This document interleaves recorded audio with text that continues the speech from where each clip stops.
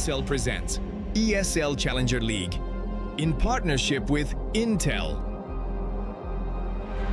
Acer Predator, DHL,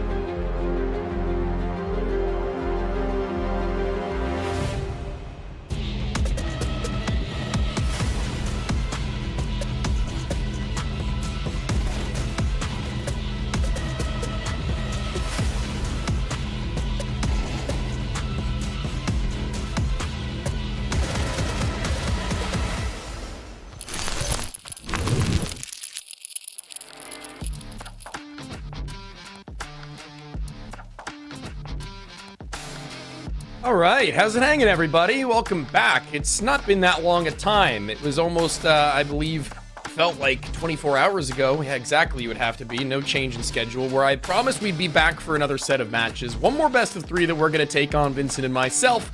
And I am very excited for this, just as we were last night, which was a barn burner. And frankly, I wasn't expecting that. But this one, I think, can tear down the house.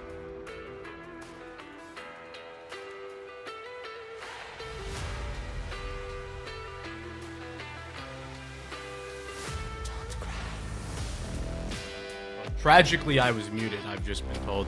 I was saying I'm looking forward to it. I was surprised as well to see the Rain Above and Soccer game go the distance like we did. But yeah, lag against SportsBetExpert. That's what's on the docket for this evening. And Tony, yeah, some big changes across the board for both of these squads. I'm keen to see how they led on, because for me, lag is in the driver's seat of a cup like this one. Yeah, I mean, certainly it's going to be something where lag is a team in North America that a lot of people have started to bat their eye at, right? Like, people are already kind of on the bandwagon, if you will. Like, they already understand what they're capable of, and they've seen what they've done. They've seen the heights they can reach. But when it comes down to being in their peak and primary form, obviously just having changed in-game leaders, that's something that will take some time, regardless of how good the in-game leader may be. We see Cryptic slotted into this roster, and most recently, and I think that we've been getting a little bit more of an up and up as far as looking at their fundamentals on a ground level have been going, whereas DJ, as a fragging individual, I think as an in-game leader or otherwise, plays his roles so well. But I think that it does justify him still sticking on this team in some capacity for the time that they do have.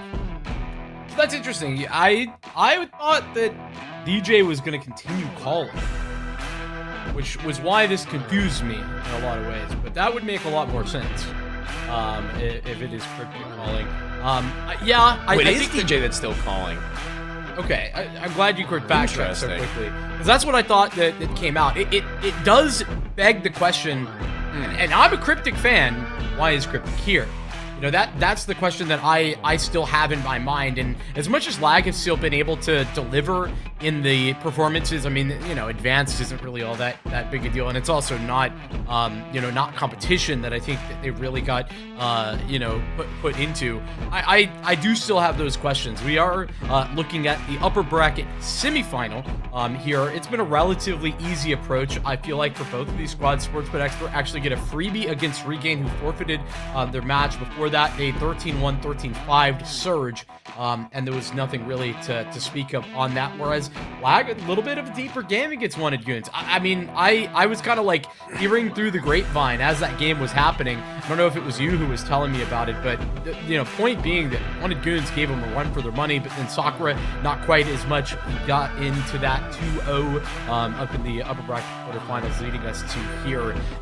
But ultimately, this leaves us in a pretty reasonable spot, I think. As honestly, I'm like looking at the remaining teams, and it's like, in general, I don't know who's meant to step up to a team like lag in this, if not SportsBetExpert.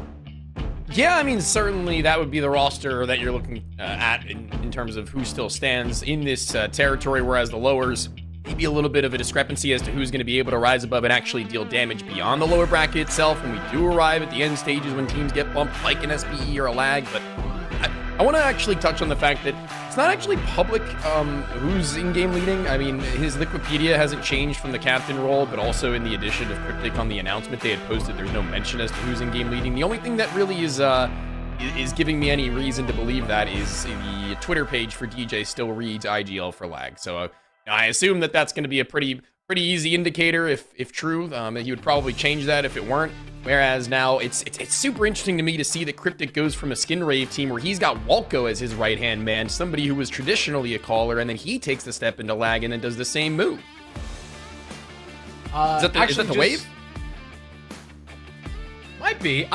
Sorry, I was like half engaged there because I was going to look for the fact check. It was reported on dust2.us that EJ will remain as the team's IGL. Okay, there you go. While Cryptic will be a role player within the team. So that's weird. That's where I was getting that information from. I just wanted to be sure, double checking that. Yeah, but the results here in the last 3 months have been really good for lag. I mean, they've won everything that you could ask for them. They won the Eagle Masters. They followed that up with an advanced win. Prior to that, they had won the Revival Cup, number 12. Like, these are really big opportunities that I think lag is really slotting into. For SportsBetExpert, there's some changes on this roster as well. You'll recall that it was Steel as a part of this roster most recently. I really wasn't a fan of how that was looking, and for good reason. I think they made some adjustments. Freshie back to calling, and Fruit Cup is joining this from his recent cutting over at Boss, and I think that's a huge asset. Also, Shane has joined this team, but can't play for presumably roster lock related reasons. So it is still Evan taking the server today for SportsBetExpert. So overall, though, I'm very keen to see how this is going to go for a lag team that I think has been downgraded slightly in their firepower, but has a lot more, I guess, general cooks in the kitchen with the addition of Crypto. Yeah, I mean, they're not going to be with any shortage of ideas. That's 100% for sure, but we're going to be going to the talking points about firepower, right? And let's look at the other side of that. I mean, we're going to be talking about the fact that this is effectively what SportsBetExpert have built themselves on entirely now since Steel's removal, right? Like, if you see Fruit Cup and Shane added to a team, that's going to be no small hand, and a lot of the rounds are going to be winning based on individualism already with SML being in this team. And listen, that was one of the biggest things that we had a problem with this team. It felt like, looking at them on paper, when they were building this and posting it to Twitter that they were making it happen, it never really seemed like they had anybody behind SML who was going to be able to back him up on the rifles, right? But now it seems like there is not only a supporting cast, but a question as to who the best will be after the team is actually shaped out with the full five. Yeah, I mean, and it was actually freshy. I was going to say it was actually freshy when they were playing their advanced games, but then you saw them get into like more, I'm going to say, real competition, and that's just not going to be something that happens so often. So yeah, obviously there's a lot of capabilities there when you're adding both Fruit Cup and Shane. Not going to see Shane today. I think that's still going to be a little bit of a problem for the SportsBetExpert team. That being said, a map pool that they've filled out quite nicely. Ancient's been relatively a permaban, but they also have not been playing much of Anubis. I think that in this specific matchup, I don't know that there's like that big of a deal. This is not, it's an Anubis that lag doesn't really play. So, and an overpass too that's pretty weak that also lag doesn't really play a whole lot of. So a lot of overlap in the weak spots here. As we're going to jump into the veto. I think the question for SportsBetExpert is, do they ban Ancient? Do they ban something else? It looks like the something else is going to be the case. That is, I don't know, kind of interesting. They ban Overpass. Yeah, I think it's pretty reasonable. It's not like they have too crazy a reason to worry about. I was going to say the Dust 2 of lag. Like, I'm not personally going to be thinking about. Oh, let me rephrase that. I don't really think that there's a reason that they should be going into this worrying about their opponent's best map when they should be thinking about how they can set themselves up for their best selves on their choice as well as the decider. Like, I'm cool with letting through Dust 2 if I am lag, only because we got to be going under this one thinking that we're a pretty damn good Dust 2 team as well, right? So I think that it measures out pretty well. I just think that I'm going to be looking at lag to see if they can put pen to paper on a Shaneless SBE and actually click where they need to, right? So that's going to be where my talking points probably predominantly reside, I think. Yeah, the more that I look at this veto, I actually realize that SportsBet don't actually have very anywhere to go reasonably. With this either, because the angle that I was taking is that like lag are really good on Ancient and not a map SBE really play. Problem is they have a lot of maps that they don't really play. Overpass, not exactly a good map for lag. They've only played it 3 times, lost it every time, but it's a pretty broad pool otherwise for this lag. Yeah. And And SBE haven't really gotten many public official reps that have looked very good either, no offense to them.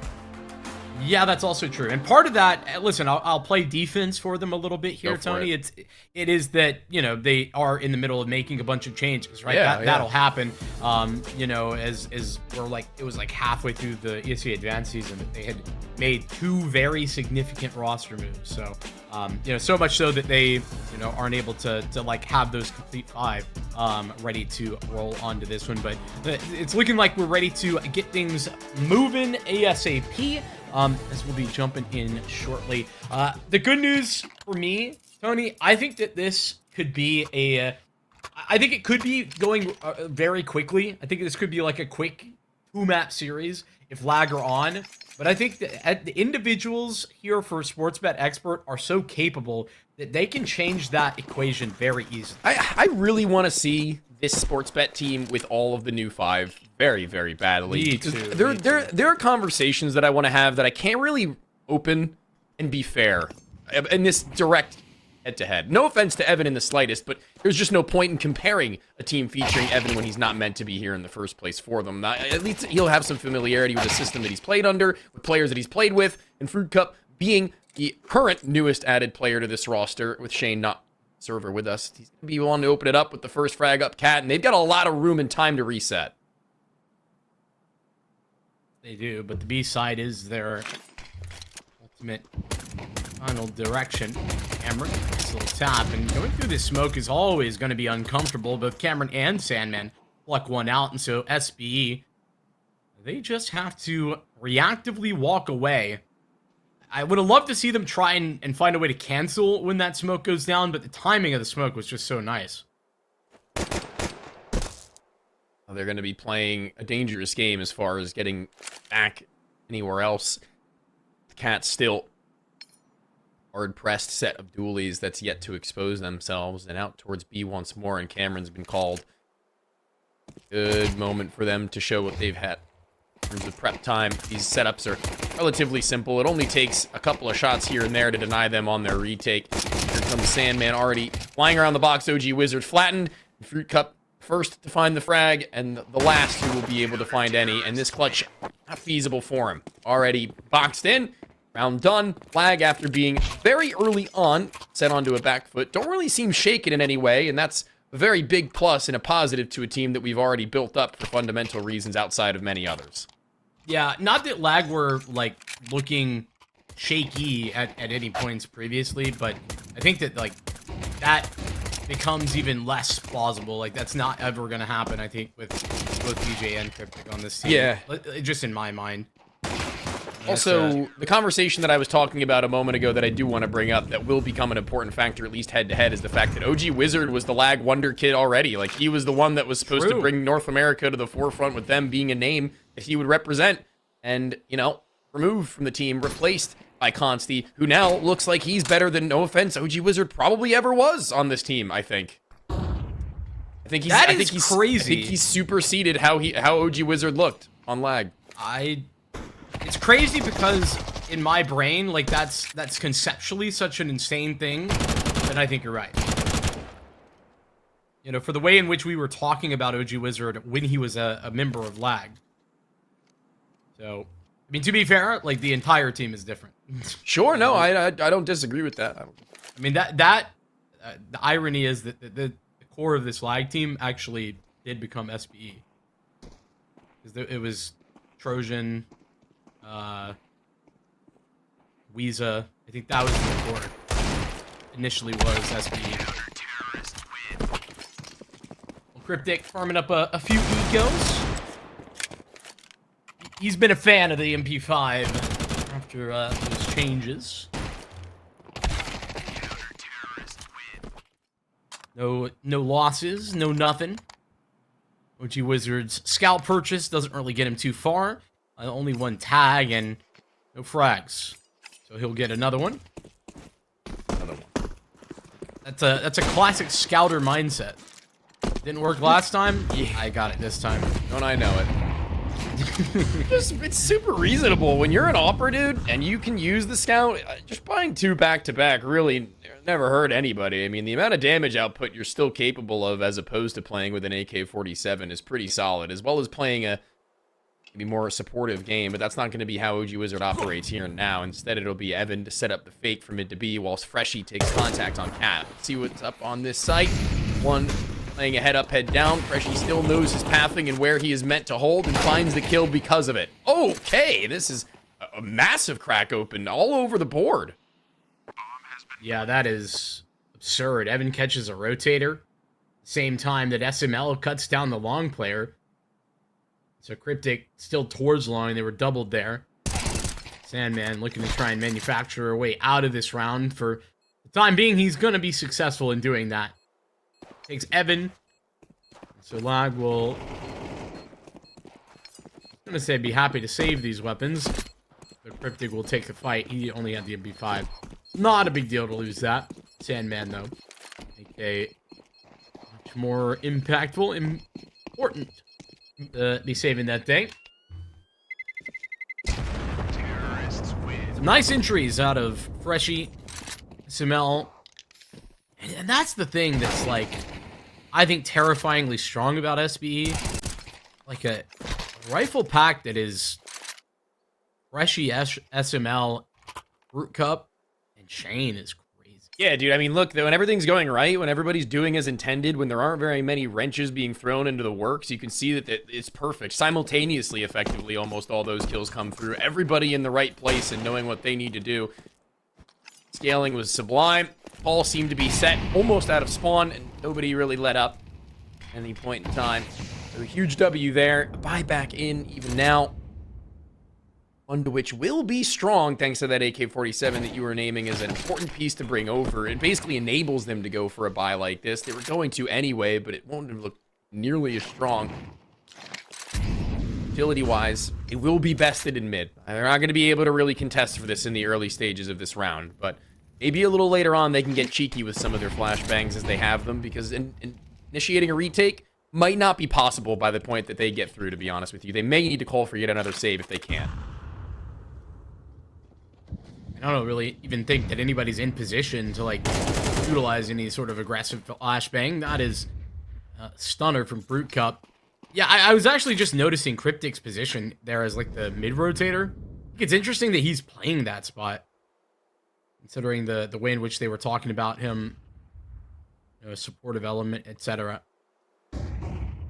Coming, Cameron. They're very careful about that, watching and waiting. And Cameron, I think, lucky to do some damage and survive. What a nade. Sandman offers up another. Sandman to be able to rotate in. It was just Consti on the side as Cameron comes back through. But unfortunately, there's no more defenders here. Sandman alone. This is not an unreasonable clutch at all. I mean, he's got two players that are going to be seeing the light at the end of the tunnel, but before they do pass on, will win that round thanks to the fact that he was just hugging the wall, not really worried about them being wider on the ramp. Easy as can be. 2-2 split arrives. That buy falls no avail to them. We'll now need to do an actual additional save. I think we're going to be getting our up battle at that point in time. That Consti has budgeted just enough of his cash flow, written out the checks, predicted their future in finances, and regardless of what happens in this round, I can only imagine round number 6 may be the best that we've had on Dust 2 just yet, and maybe one of the best for this half. Yeah, don't doubt it. For the time being, it's just going to be these couple of deagles that will be able to have impact. Cameron got the flashes there. A little bit odd that he's taking the first contact, but Sandman goes down at the same time, and feels like all that damage coming from nowhere. DJ will get a headshot to confirm a kill on SML. But other than that, Consti alive, but for how long? This is a tough spot to get out of. Maybe just shoot your way out. Maybe, just maybe, but it's not going to be reasonable. Solid enough kills from here on. Feels like it's one of those games where early Fruit Cup's kind of just having a little bit of a go at it, kind of poking and prodding his crosshair on each of these angles one after another, whether it's pistols or rifles, and having the 50-50 is something that you don't want to really give him all too many a time. I feel like you're going to want to try and maybe outbrain him in some instances, because you enable him, you grant him conversation between him and a teammate that he's just going to scale up full swing dry, chances are he'll win it. That's a scary prospect for anybody in the server right now, should that get out of hand. Yeah, I mean, I think the version of Fruit Cup that we saw at the back end of that boss project was just honestly kind of sad. Yeah. It was clear that they had, like, tried to change so many different things that I don't know if it just was, like, a lack of faith in the system or, like, what was happening, but I'll just say Fruit Cup very clearly was uncomfortable. Here's the potential for that op duel. Consti towards OG Wizard in suicide, but no dice on the fight. Even after the smoke is popped there for double door, OG Wizard super passive, just holding a thin line, just catwalk, ensuring that nobody's pushing. Going to be a tough angle for the T's to effectively clear. Cryptic's going to be playing for the next. Little setup right now, and it's one that's probably going to work out well enough. Should they be able to ward them into mid, there's going to be a split. They can hit immediately, and that would be a good move, but that's something that they can only know in hindsight, because there are two players that are paying attention to them, but they can only do so much. It's Sandman that will stuff, a player that will play for vision. He'll hunker down should he be needed to, but a very loud Evan is just trying to bait out a shot or at least get some info, and he has baited out not a shot, but a smoke. That's the second best. There is still another smoke there on B. DJ holds it. Keep that in mind. Actually, it's just been shuffled over to Sandman. DJ tossing it over to him. So it's pretty important considering there's 35 seconds left. So the B tunnel side of this approach is just going to be cordoned off by utility, though it is refreshed a little bit early. Pressure applied. SBE. Self-assembled. 4 from mid to B. Be making their move. Again, just 2 players here. DJ, Sandman. Gotta be Mega on this hole. DJ with a nice trade, but not ready for Fruit Cup. As the swing comes through with you, Wizard. It's a no-scope on a Cameron. And now Consti will be saving this up. There's the head-to-head. Not the way we wanted it. Okay. Oh, wait, they lost. Oh! I knew they lost. They lost the round. They didn't plant the bomb in time. Who had it? I entirely missed who had the bomb. I heard the sound go off, and it said that somebody won, but the CT wasn't dead. That's one hell of a way to lose it. I don't really know. Bomb is B door. Bomb is B door right now. Oh. They had so much time to get it. What? We're trolling so hard. Let's fuck in here, team. That's not the way that you want to drop the round. Not in the slightest. They had 10 seconds to go just pick it up and get it onto the bomb I think site. Fruit Cup had pathing properly after getting the kill on the guy with the spray, and he kind of just maybe panicked. I'm not sure. Maybe he just pathed to window immediately. I think he just pathed straight through. Of course he did. Probably just because Consti was taking a fight on OG Wizard at the time through the CT smoke. But yeah, I'm gonna watch that in replay. No excuses. I'm gonna watch that in replay. I'm gonna do. All right. We'll wait for the official Tony perspective. Don't worry, I can multitask. I'll cast still, man. I promise. No. I got it. We need a good like replay of that. We need to get it for sure. Get it right. Rashi in his way up catwalk actually just heard. Whoa, what a flick! That's a one tap. Insane adjustment for Freshie as Cryptic goes down. Poor Consti is just all sorts of turned around. Evan's timing couldn't have been better, and well, round over. So what do we got on the video review? Still a minute behind. Oh, Sedge. Right now, we're going to be going into another one where they were given effectively a blessing in that last that they had taken out the victory, with Sandman having ran away primarily to save, not to time them out. That was not his ultimate goal. I don't think that he realized that was possibility, but he'll take it this time around, though. It's at least a not very much so shaken SBE, given the fact they lost that round. They didn't take attack or anything, and if they come out of this one without a single damn bullet taken, Vincent, and DJ will go down to the bomb. Yeah, there's like a lot of questions that I have. For example, why are they fighting Evan at all? I mean, that's just not a favorable duel for lag at any point, but then also... Aura. DJ losing to the bomb. Well, are they... Okay. Aura. You know what's aura-less? Not having a gun in the next round. Oh, that's Aura. He's going to kill them with a pistol. USB? Yeah, probably. All right, now the replay is approaching its time in a few seconds here. So I'm going to take this part of the round. I'm going to get the replay, and we're going to call it. We got this as OG Wizards time to just maybe shoot some fish in a barrel. I mean, they're just barely showing themselves on the outside of the mid door, so he's just going to hit some spams, hoping that they'll take that easy damage. They won't. They'll be playing for them to enter their territory, and that's going to be just ace pistols, defaults, USPs, and Sandmans stuck on a little bit of an off angle to hard clear. I mean, he might get a dink off. Getting a kill, though, would be incredible. With Evan, though, he might actually leave himself just ever so susceptible to that peek over top side. He does only jiggle. He now knows where he's at, and this one should be easy and free. It's not happening. It's not so easy, not so free. DJ comes through smoke. Thankfully, SML's there to play cleanup crew, but Cryptic, rather. Still getting damage. Okay. We're officially at the it's a little bit ridiculous stage of the video game. 3 kills on the USPs. I can't say that's how I expected it to go down. Lag doing the most with the least. Oh no.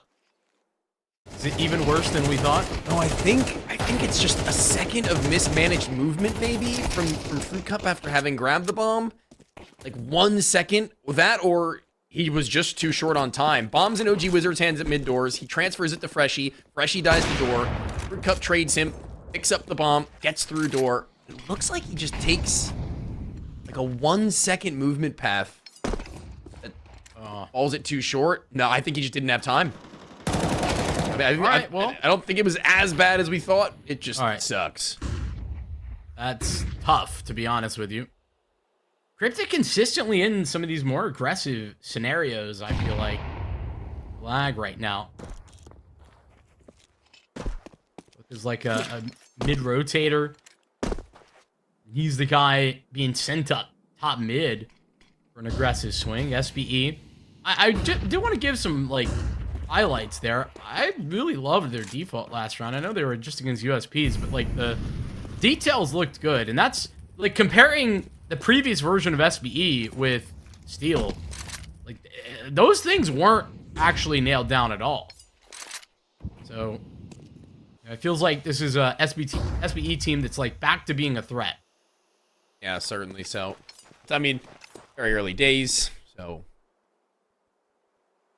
call it what you want, but this is their map pick as well. Get through this one a bit more quietly than ever before, and honestly, they're going to be given a lot more respect maybe than they even may be ready for from the side of Flag. They are around, but they're not really around in an effective way enough to where they can fight after they get across this line. Op is blind. Fires one amidst that smoke with his teammate dead in the water, and a CT spawn player already also having been removed. They're going to need to A, pop all at the same time through any piece of these utility sets that have been thrown by the offensive, which isn't going to be easy without a flash, or B, just initiate the save almost instantly. And here comes their attempt at the first of these kills. Cryptic does hold his own on a spray on transition where OG Wizard I thought had him dead to rights, and Sandman takes his timing as well. Everybody else feeling the ramifications at how long they've been passive, how long they've waited for those fights to expose themselves. And speaking of exposing themselves, they've got to go through this smoke. It's Freshie that's waiting. It's Fruit Cup on this barrelless cover, and he finds 3, 2 for Freshie, and they unite to bring SBE yet another round, and frankly, one they should have won in the first place, but still one that gets dicey. Yeah, Fruit Cup is really leveling up right now, 11-4. Big time. But even more than that, I'm really concerned about this A-hole for Lag, like every direction, whether it's a cat approach for SBE or long. Like this round, obviously, Lag are playing off of long, so it's really not a big fight out there, but no matter the way in which they move into that site, Lag are not able to deliver a real hold in that area, and that's Becoming a constant. Becoming a constant. I'm keeping my eye over there. Obviously, back into this half now. Yeah, and this is just going to be them entering the meat grinder at the tunnels, as SML will still stick on by. I kind of alluded to it a little bit earlier, but it's just so interesting to me how quickly this team has gone from the SML show, where I figured I'd be saying his name like every round if they were to be winning it, to where now I don't think I've even said his name once. It's actually interesting just because, you know, it was by necessity, I think, the SML show. Sure, yeah. Previously. It wasn't even a win condition. It was the only way they were winning. Yeah, well, and also, I mean, people forget that this guy is, like, not all that experienced at this level. True. You know, like when he was, when it was him or nothing in some of these events, right? Like think the Eagle Masters, where, you know, they're going deep, the first ECL Cup of this season. Sure. Like, SML only has, I think, 2 advanced seasons under his belt. Like, otherwise, he's essentially a fresh face. Yeah. This is a pretty good and easy, you know, what's the word I would use? Transitionary period, it feels like, where the level up on teams that he's playing against and scaling really hasn't been crazy, but it's just enough to where you can see him showing that he's got a little bit more than even we knew as he goes higher and higher, which is pretty cool. He's not getting blown out by many metrics, it feels like, if the team itself isn't also being blown out. Yeah. You know, he went through Open 10, so, like... Yeah. Well, and, I mean, I feel like I got to see, like, a sneak preview, because he's on a collegiate team with Ashland. I get to watch them pretty often. He farms. Granted, against not that great competition, but still.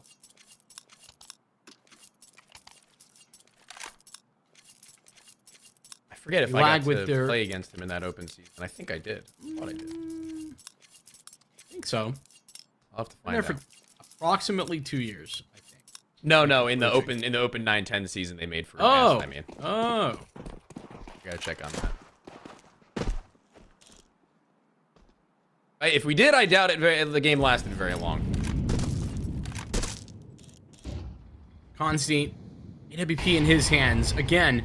OG Wizard's been really passive, like oddly passive for a guy that's known for his like aggressive swings.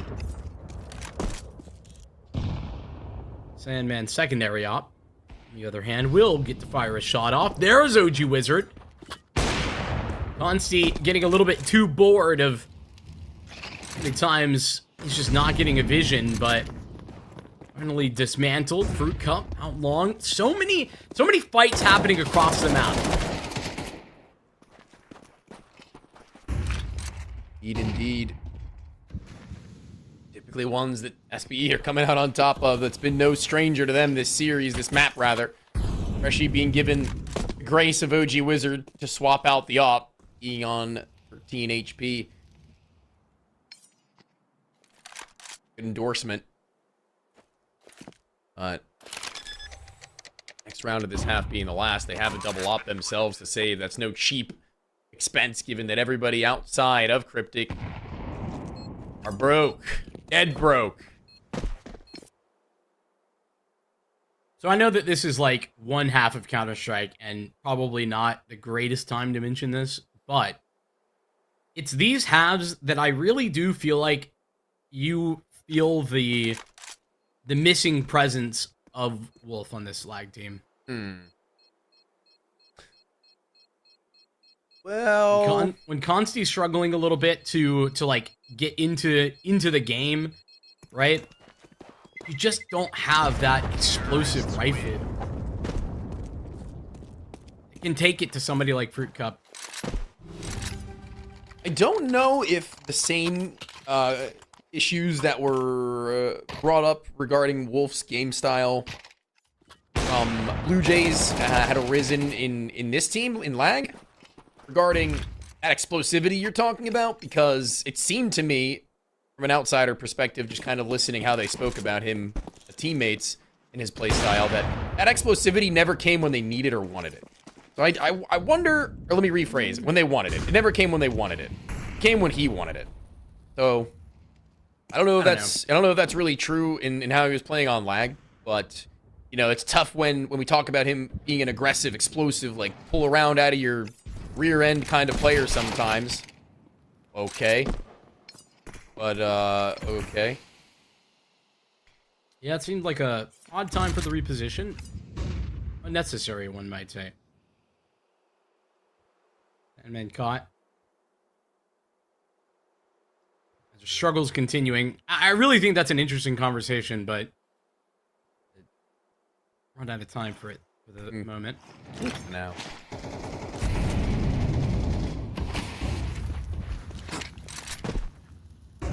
Old Cryptic back over to B.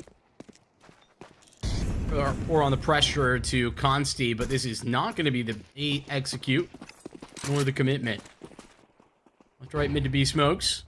So Cryptic, DJ with him, ready to roll. Great timing on the first swing. Unfortunately, DJ falls the fruit cup in tunnels. And Cameron, who also has struggled to be an impact factor, coming in from the long push. OG Wizard probably dead here. But last round, they're going to try it. 2v3.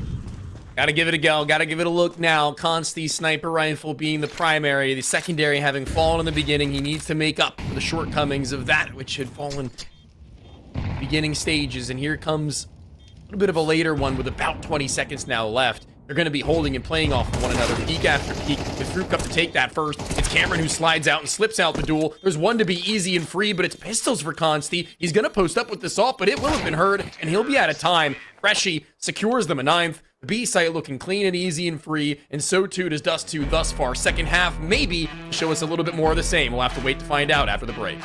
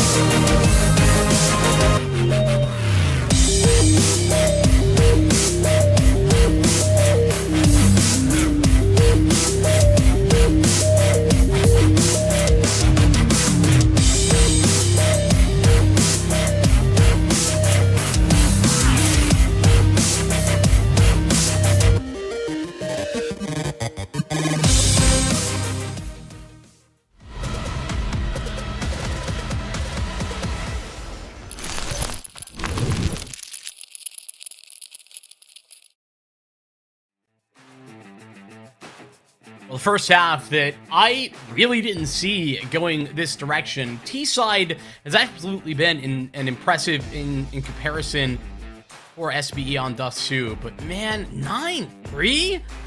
That is a whole lot, and it is mostly rolling through Fruit Cup, who I'm super happy to see him in resurgent form on this SBE team. Yeah, I think certainly he's been exactly giving us what we were hoping for, what we were asking for in the beginnings.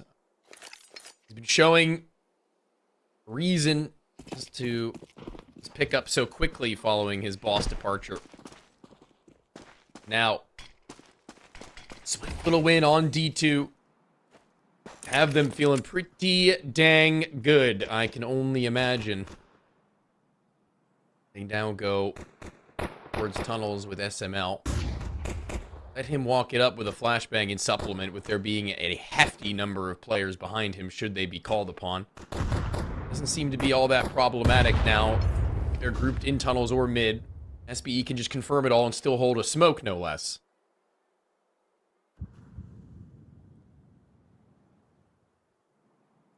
I feel like they've got a lot of info right now. Not only that, but the stack in place.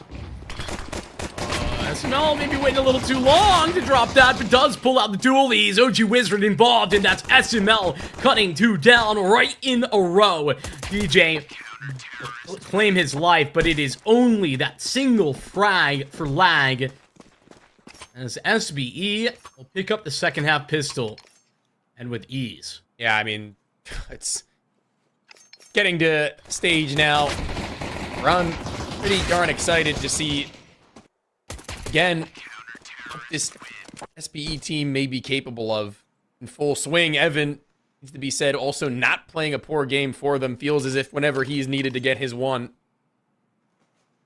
at the right place, at the right time. Still pulling his own. Still looking like got something left in him. The last hurrah potentially here, or as far as I'm aware. Oh, and it would be a really, really nice story for them to guarantee what would be, I believe, a top 3 if they win this, because, or rather a top 4 if they win this, I think. Yes, that's correct. Be dang good. Yeah, I listen, I know that it's been the fun thing to do to clown on Evan lately. Just because some of his performances have truthfully been horrible. Like, you know, I'm not trying to sugarcoat that. But I think for the majority of his time on SBE prior to some of those performances, I think Evan has been pretty okay. Yeah, he's been fine. I don't think it's blowing anyone out of the water, but it's definitely not been the downs that he's been experiencing in the last, we'll just say, like, month. Yeah. And so I do want to say I think it's a little unfair that he has been maligned so much. Scapegoated. Yeah. Because that previous iteration of this team was just so... It was just nothing. They were non-functioning. Didn't even look like they had practiced. Which is why I think it's crazy that they just, like, come back fresh. He's not calling again, and you're like, yeah, well, it's right back to where they were. Ain't wrong, and you're convincing to me. And listen, I mean, also let's note about how I said that they're going to get a nice little top 4 if they would manage to win this one, and that's going to be pretty nice. I mean, teams on the other side in Chicken Coop and Eighth are entirely more beatable than Lag in the current state of their season. Yeah. So, 100%. It's to say that they've got a great time ahead of them. Should they be able to get things moving in the same direction that they already have? There's a little bit more yet to be seen and done by Force Buyback. I mean, a scout with some pistols that surround it. Not too sold, but with that, I mean, you've always got just a little bit more in the tank for a mid to B, perhaps, or a cat explosion. You can get a little bit cute. You don't gotta be afraid. May as well at this stage in it throw all you have on the line. Fruit Cup Smoke may just be outright disrespected, and I wouldn't blame them for it. This would actually probably make a great move, because Fruit Cup's the only one who's going to be prepared. Catches him out the air, blinded. Ooh, blindsided even as he gets hit down wide, and that long player needs to just survive. Beautiful cutout, though, for DJ, because I mean, that's a limited time situation. Look at this retake. Symboling. Looking like it's going to be 3 towards Catwalk, and that's where all of Lag are going to be assembled to a greater or lesser degree. Oh, I didn't realize they have another smoke. That's quite impressive. OG Wizard here? Yes, he is. That flash is so imperative. And Cameron gonna get caught by it. OG Wizard and SML keep on moving. Sandman, 1 frag, but DJ, 2 HP. Not enough. OG Wizard. Oh, that's tight. That's quite tight, actually. Just got it. All right. Yeah, No. me getting a little bit unnecessarily scared there. Even I was like, I think he's got enough time. I mean, he had like less than a second. It was close. Couple years, I think. Brief, momentary scare. A lot of damage for one as well. Got everything that they pretty much wanted and needed in order to make that round a bit of a difficulty for them to rein back as they buy back. Freshy's disconnected from the server. Looks like they're going to be timing out to get him once more recuperated. And now it makes sense why the timeout timer is 115 seconds. I was like, this is not the way it's supposed to be. This is not tactical. Nope. It is not. Yeah, I think that Lag, fortunate to be able to like get a bomb down there initially, and then they just had nowhere to go. Post plant's always going to be chaotic, and especially true when they just have a smoke and aren't able to take long. Fighting Cat probably would have been the move, but it's hard to do that and also have presence on the site. Yeah.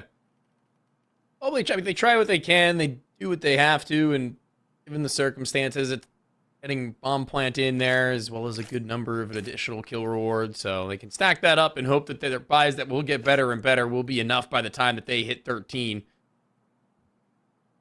Ain't too far off, but without Freshy, it's not going to be an easy feat. True. So I don't think you're allowed to play 4v5. Is that true? I don't think ECL allows you to play 4v5. Yeah. I know that's true for like CCT as well. Stinks. Demand justice. Say that again? Demand justice. Should be able to lose with 4, same as losing with 5. Or win. I really don't think about losing. I just think about winning. You got that mentality about you. Respect it.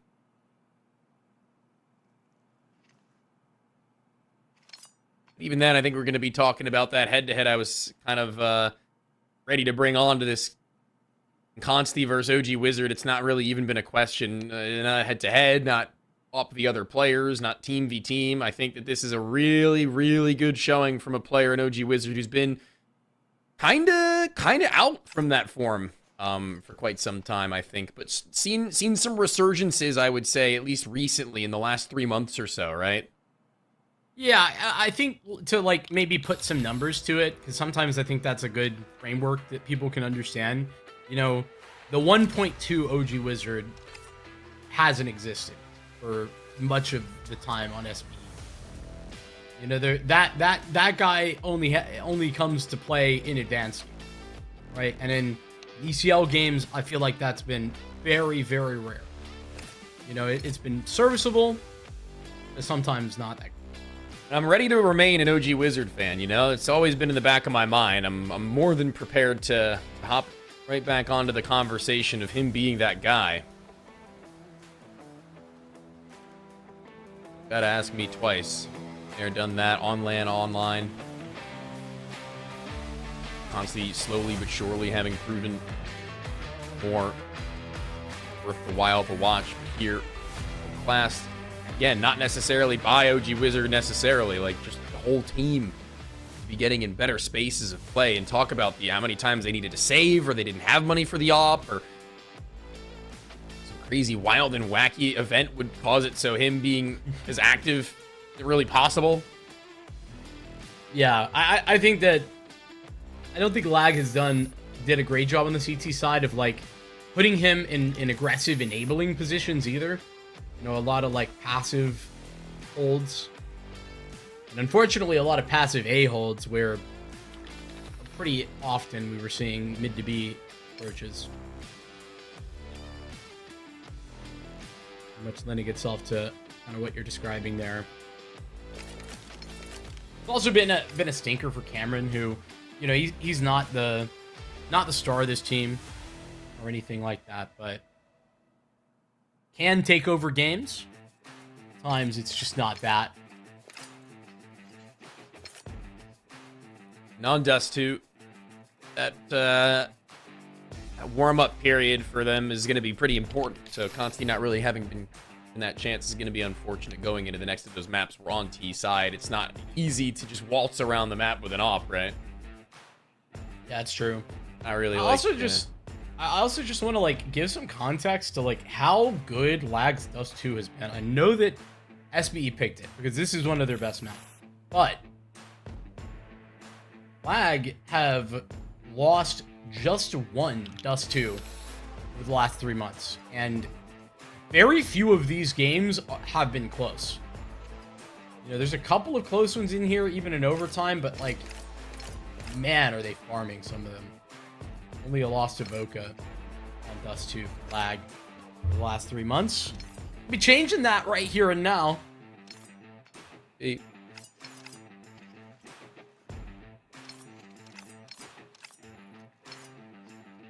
Bringing themselves on the map to get more of a contender, get more opportunities to play up against some other teams as well. I think that was also a problem that we had early on for this SBE team, is that they didn't really have the facilities to be taking on any of the teams that we would want to see them grow with or against or adjacent to. But finally, we're right at that point. You know, obviously, VRS is a big thing, and SBE are not even close to the running in any meaningful way. As they do get more and more of that, they'll get more invitations, so too. That's something we can look forward to if they can continuously give Lag, for example, a run for their money. Yeah. SB currently 234 on the VRS. Just for any kind of context on what that means, if we're talking about the major cutoff and the teams that get invited to the major, Lag are number 25, number 10 is the last invite. So they're 15 slots away from being invited to the major. And SBE are number 48. Oh, every little bit helps. Let's just say that. Yeah, it does. I was gonna go look and see if I can find where SBE is at within the Americas. That is specifically within the Americas. That was okay, that is. Yeah. 25th in America for Lag, 48th in America for SBE. Major cutoff is 10. Yep. It's kind of been a tough situation with Liquid coming back to be a America's team, dude. Yeah. Like Marsborn's opportunities basically evaporate. Oka's opportunities evaporate. Not entirely, but like we're talking. I think the numbers. Shout out Mischief on Twitter. Does a great job the visualizations, but you do. Yeah, they're like a 10% out, like, or less, both of them chance. Whereas Marsborn was like briefly in the cutoff, like they were there. Voka as well. Yeah, that's what I don't really get, because if you look at it right now, they still are. So I'm confused. Like Voka's number 8 right now. I trust Mischief over myself. Oh, it's because Liquid haven't actually played their games yet. Yeah. Right. I said that like in an IRL situation the other day, good comms, and someone was very, very confused. I had to like try to explain it. It was very funny, but a little awkward. Like, what does that mean? What, comms? What are those? Like, you know, that's fair. It's a good comm. It's a good comm. You're asking me what that means. And I can tell you. Well, we got ourselves back into our match. We got ourselves into what was already a little bit of a dire strait that Lag looked down. SBE are just going to be playing their cards pretty close to their chests. They're not going to be getting any cute on the defensive just yet. They don't have to. They don't feel any need to go out of their comfort zone. Freshy holds down the line for the first of those shots. Blinded now may need to call upon the remainder of the troops. No smoke from the door. Not much ammo left in the rifle, so he'll drop a smoke to try and shroud himself for just long enough to get around and away. won't work in his favor, but it will work in the time that he's bought, and this one should be 12 inevitable. Yeah, it is. And I actually think that's a showcase of why I'm a big fan of Freshie. Like, in some anchor spots that's, you know, pretty tough. He gets one kill. Only one kill there. But the amount of time that he buys, the cleanliness of this first kill, the damage that he's doing with the nade, like, it all combines to be pretty impressive hold. Even though it's only one.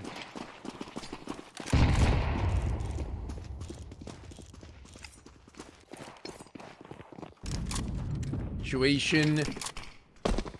Critical mass.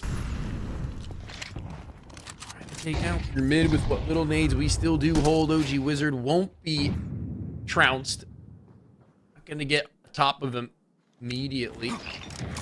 Gonna look for catwalk on what they would usually look like on a standard default for a rifle round, but with pistols in their arsenal instead. So they're still crossing their T's and dotting their I's, but Evan and Long, this last of these players that's been on the lurk, straggler, goodbye to Cryptic and hello to a really, really nice spread of map awareness and positioning for SBE.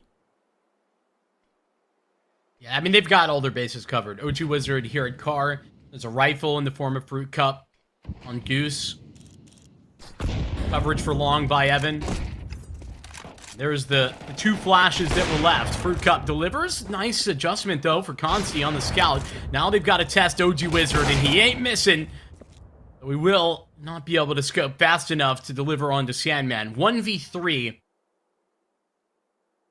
Dust 2 lives flag on the line. They won't get far. 13-3 is the final score line for SportsBetExpert over lag on map number 1 of this upper semifinal. I am pretty blown away by SBE's performance here. I mean, Fruit Cup definitely leading the charge, but SML equality game, OG Wizard the same. Pretty easily one of the best that I've ever seen out of lag, out of SBE, to be honest with you. And I think that that's a pretty solid omen going into the future. They weren't even really being given any reason to doubt themselves at any stage in this game. And that's going to be a big up looking into Inferno, where you start on the CT. I can only imagine that a team that was A, ran by Steel at one point in time, and B, has an in-game leader in Freshie, who also has had a lot of experience in fundamental Counter-Strike. That's not going to be one on the CT side I can imagine them throwing away, Vincent.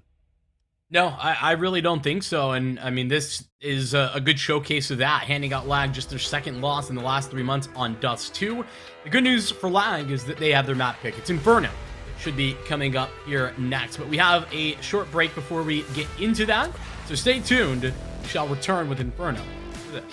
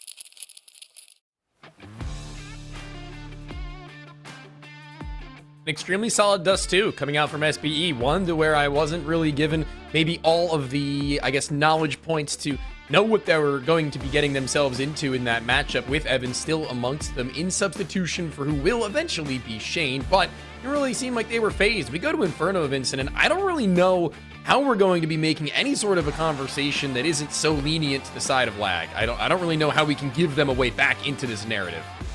Well, I mean, let me do my best. Go for it. You can maybe give me a rating at the end, or let me know if I'm convincing. Because, listen, this Inferno has been damn good for this lag team, and that's been true for like quite a while. I think that in general, this lag team, the calling's really good on Inferno. I mean, their like stat line on Inferno is also really good, but like their stats are a little bit inflated because of advanced, in my opinion.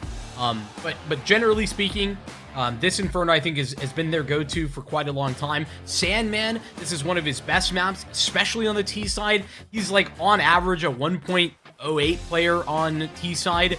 He's like a 1.2 plus player on Inferno on average. So that's a big deal. This is one of DJ's most comfortable maps as a caller. And also, now that Cryptic is on this team, I think it's fair to say that, like, he's got a really good perspective on how to manipulate rotations and, you know, be a voice in this team as a secondary voice for sure. I think that's good enough for me to expect big things even after lag get dumpstered on Dust 2. Okay, well, I'm gonna counteract you now. Okay, I'm gonna do a little bit of an anti to your point, as maybe play a little bit of a devil's advocate, but also just be realistic with the fact that Wolfie was by far and away their highest rated rifler on Inferno when he was a part of this 5-man team.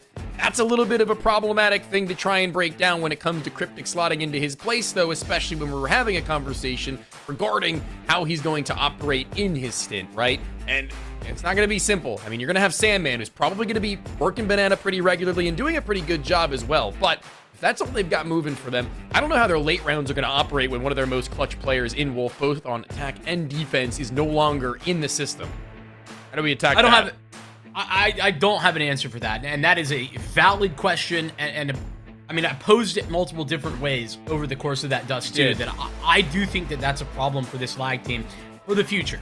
And I didn't think that was a problem that they were going to have to really struggle with or tangle with today, but it clearly is a reality when Fruit Cup is playing so impressively on that first map. You know, SML was not anything special in the first half, but, you know, stepped up towards the second half as well, or the end of the first half is in addition to that. And then OG Wizard was playing really well. Yeah, these are problems. And then you add to that, you know, for me, the CT side, it's actually got to be Consti that I think is the other part of the equation for lag. So, you know, maybe I have a little bit of an answer for you on that, but for the late round question, I don't have one. It's going to have to be somebody like Sandman doing even more, but that's a hard thing to just say out, or it's easy to say out loud, but to do it is a whole different story. Yeah, it's okay. You know, I mean, I'm down for really some hypotheticals, right? Like, that's all we really have in this before having seen it in this life. Before we actually see things with our own two eyes, all we can do is set expectations and go based off the knowledge that we have priorly set. And given that, Consti was somebody we were probably expecting going into this series to have a pretty solid performance in general. That's not really anything I'm usually going into a match and doubting that will be true, but I think that he has, as mentioned, towards the end of that game, been a little bit gapped. So we'll see if that can actually pull itself back from the brink for a player we know is capable of a lot more with that AWP, or if Inferno just ain't the place to be, and this best of 3 ends here and now. That is definitely a fair question. I'm excited to get into it and find some answers, because lag, they'll start on the T side. So the upsides to that, you know, the communication, the calling, you know, really, I think it's a highlight for DJ. I've been impressed with him here. And obviously talked about that in the context of, like, Cryptic-led teams previously. Now just a secondary voice in this one. Sandman gonna have to be crucial. It's Evan and Freshy down middle. They yet to be seen. It's a flash to lead them in. Nice frag from Fruit Cup. Freshy gonna follow that up, and more where that came from as Freshy keeps locking down one kill after another. Sandman, it's the final response, but he won't survive for long. An explosive pistol for the CT side. They get up in the faces of lag, and lag have no answers. DJ's got a hell of a lot of nades right now. Doesn't have control of the bomb. Yeah, I have known him to be a pretty solid pistol player in a couple of different eras of his career, but this one just won't be screaming victory for me. This round will be torn down, and it'll be SBE to break through the first of these barriers and start to etch themselves into Inferno immediately. To see the hyper-aggression, and you know, they were just close enough to one another, lag, where they could have popped back and forth to try and peek on, but that was not going to be simple when Banana was still exposed to them, so it would have needed to make it another avenue that could be walked down on, which it was, so. Really interested about how SBE are gonna play. If like, is that hyper aggression gonna be something we see a lot of? Because when this was under Steel, they were just so slow. Like, everything was just lethargic to me.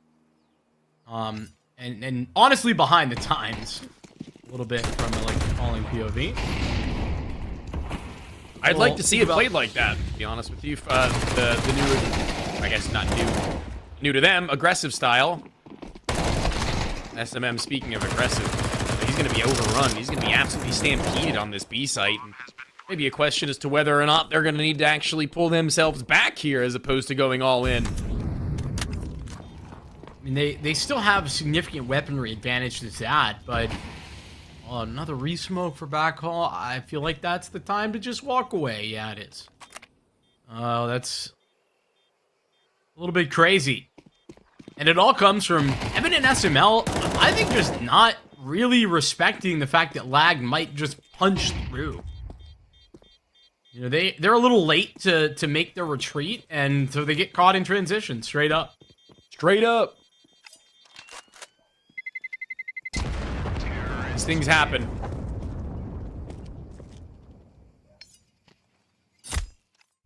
Gotta roll with the punches, though, and getting back into this next round, just a little bit now brought over in again. Might not be so dead in the water. Still be pretty close to one another in most regards. And you know, this is the time to hit that gas pedal, potentially. This is where it would make a lot of sense for them to take their mid-round moment to get up in the faces of lag if they'd like. Got the means for it. I wouldn't be mad in the slightest to see a flash go over high and wide. It looks like it will be set up from backhaul. I think that it will be thrown from Fruit Cup to let them see what's happening in this position with a smoke midway. I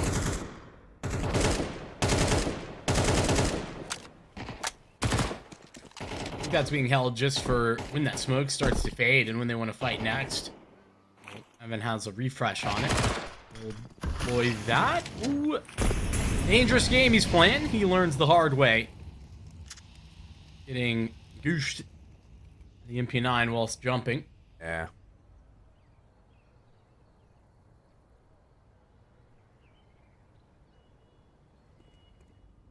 Like, fortunate to get away with a recovery victory on the force buy last round. Talked about a little bit of an error for SBE. 50 seconds, no brackets, no banana. That one smoke, I don't think is going to be getting SBE all that worried. No, I don't think so. And that's major issue that they're going to run into. They call for a bit of a rotation, but they'll cancel in the nade sound that they hear off the back of that wall over to sandbags. Nobody in that position, but they'll stick to their initial plan thanks to it. Now they'll go. These are going to need to be better than good as far as their trading goes. Cryptic the first of them, the SMG on leeway, but blinded by his own teammate's flash for just long enough that makes this one awkward. They're gonna be one after another, dropped off from the top rungs, but still spamming in the smoke. It's SML who needs to either stay alive or dance with death for longer than that. A straight through swing, but no kill. It's a reasonable clutch that OG Wizard can pull over them now, though. Confirmation on one. He's just seeing the side of him. OG Wizard down to 27 health. Consti also has a rifle, but OG Wizard with limited ammunition delivers in the clutch. A massive moment there for SBE, who fight back. Three-man stack on B succeeds. Lag will not be able to get access. Oh, well, they'll be able to get access. So, that much I disagree with, but Access only does you so much good. It's the way you leave the round. And good lord, if it wasn't a close one. Known for some shakier aims sometimes, OG Wizard, of course, but whatever pays the bills, whatever puts food on the table, and being able to whittle away at one another so back and forth on Inferno is going to make this an interesting state of affairs for the first of them. That is to lose on the war of attrition, because Lag have not given up.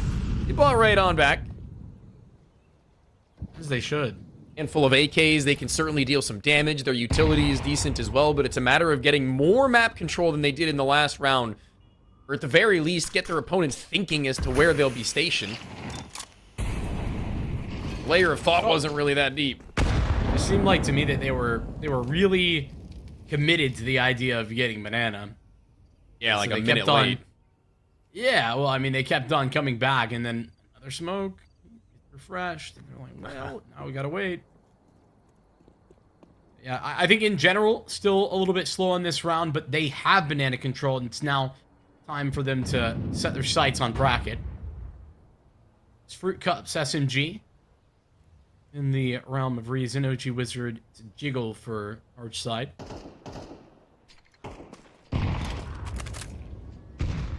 Can't be mad at that. Nice setup here to play off of one another as well. OG Wizard not maybe doing as much damage as he would have liked or have hoped, but still now this flash may give him the next chance to do so. It is wild. It is free range, and he will get away for only a moment. Wait. Cameron, Eagle from apartments. From apartments, actually. Yeah, I didn't even realize he had snuck over that line, but the pit player has no choice but to play in that spot if he's going to be supportive. Big frag from SML, though. Keeps this even. Goes back to go re-clear with Evan. Lovely decision-making, I think, from him. Not overstaying his welcome while still giving SBE a chance to clutch up in this round. Looking for a kit, and SML's got it. It's injuries for both, and now Evan going to be really loud about this. That's actually huge. That's a T-Molly, because that's going to fully clear Cameron. He's got to commit to the fight. SML taking that. Got to get moving, and Evan goes upward over the top. Even as he falls back down, he will nail the shot. The defuse comes through, and SML and Evan clutch the 2v2. There's 2 in a row, finally, and you think that maybe that bomb play will give them another go at it? No, they've got to take a little bit of a reprieve and a pause to now recollect. I might even anticipate them going for a timeout and involving Oreo in the conversation. I don't know, man. A drown out if you throw away another round. They might buy. Oh my. Dude. Yeah. I don't know, man. I mean, at least I'm really grasping for straws here, but Yeah. the amount of utility here suggests that they've got a very clear plan. Probably forced another rifle or so. They just got Sandman on the AK. Yeah, or pathing towards apartments. Gonna be something quicker on the A side of this, I would imagine. Are very good at imagining things. This is what they say about me. My imagination is great. Yes.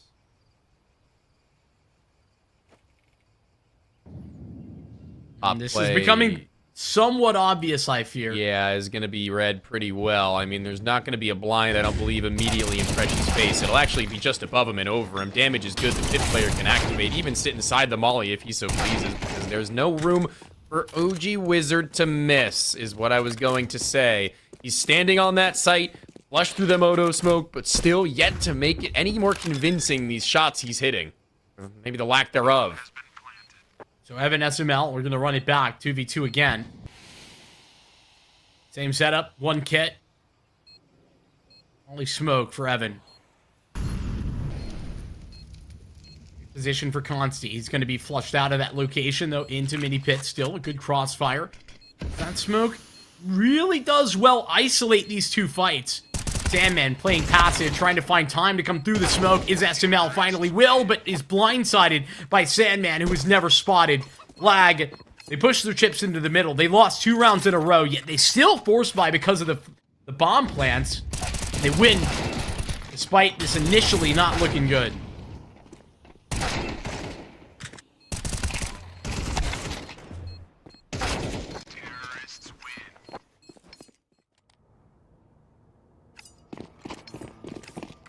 just comes down to Consti.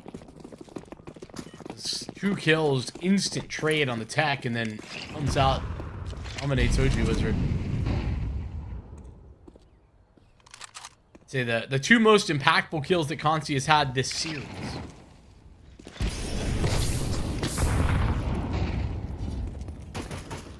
Gonna be a little bit quicker in pace towards Banana, something that's gonna be refreshing given that SPE are gonna be playing with their backs now up against the wall. And it elicits their retake, an early one at that. Should be well handled, well managed. At these distances, the 5.7s can be lethal, can be deadly, but that's even still to be said that they're not just going to be toyed with as they peek and prod at more and more great a distance as they invite SPE into their domain. The housewarming gift is not what they thought it was.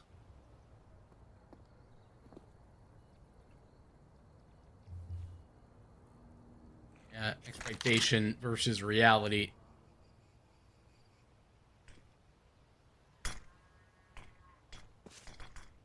Smokes being put in library arch side as well. I love the pathing here too for lag.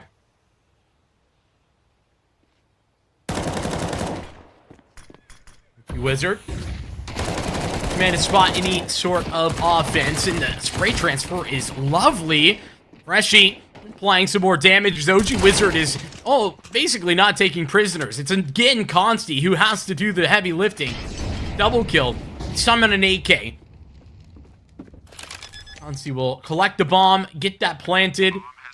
Evan and Freshy.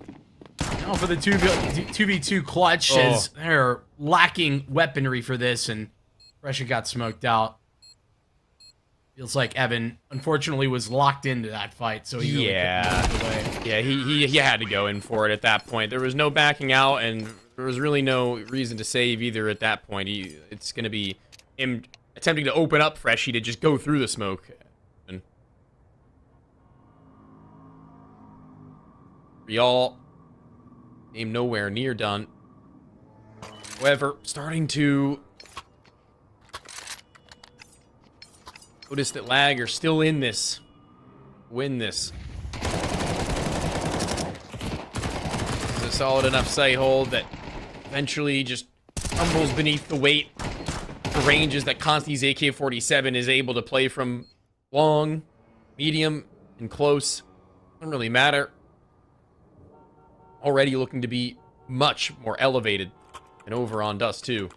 Big help when it comes down to the fact that he hasn't even yet seen his signature weapon. Yeah, when I answered your question saying, well, like, obviously it's got to be Consti. This really wasn't the form in which I thought it would be taking. Sure. 3 times in a row. I mean, he's just hitting a really critical double kill.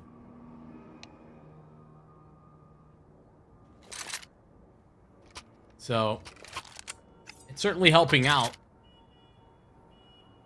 I don't have, like, any crazy expectations or maybe, expectations to set with regard to, like, what I need to see on the T half versus the CT half. Both of these squads have been, I will say, very consistent. T side, CT side on this Inferno. SBE, of course, their Inferno results a lot less constant. They had a bunch of good wins on this map, but those were some against some solid competition, like Regain, who are a good Inferno team. That was basically feels like an entirely different roster at this point. Hard to put faith into those stats when that's the case.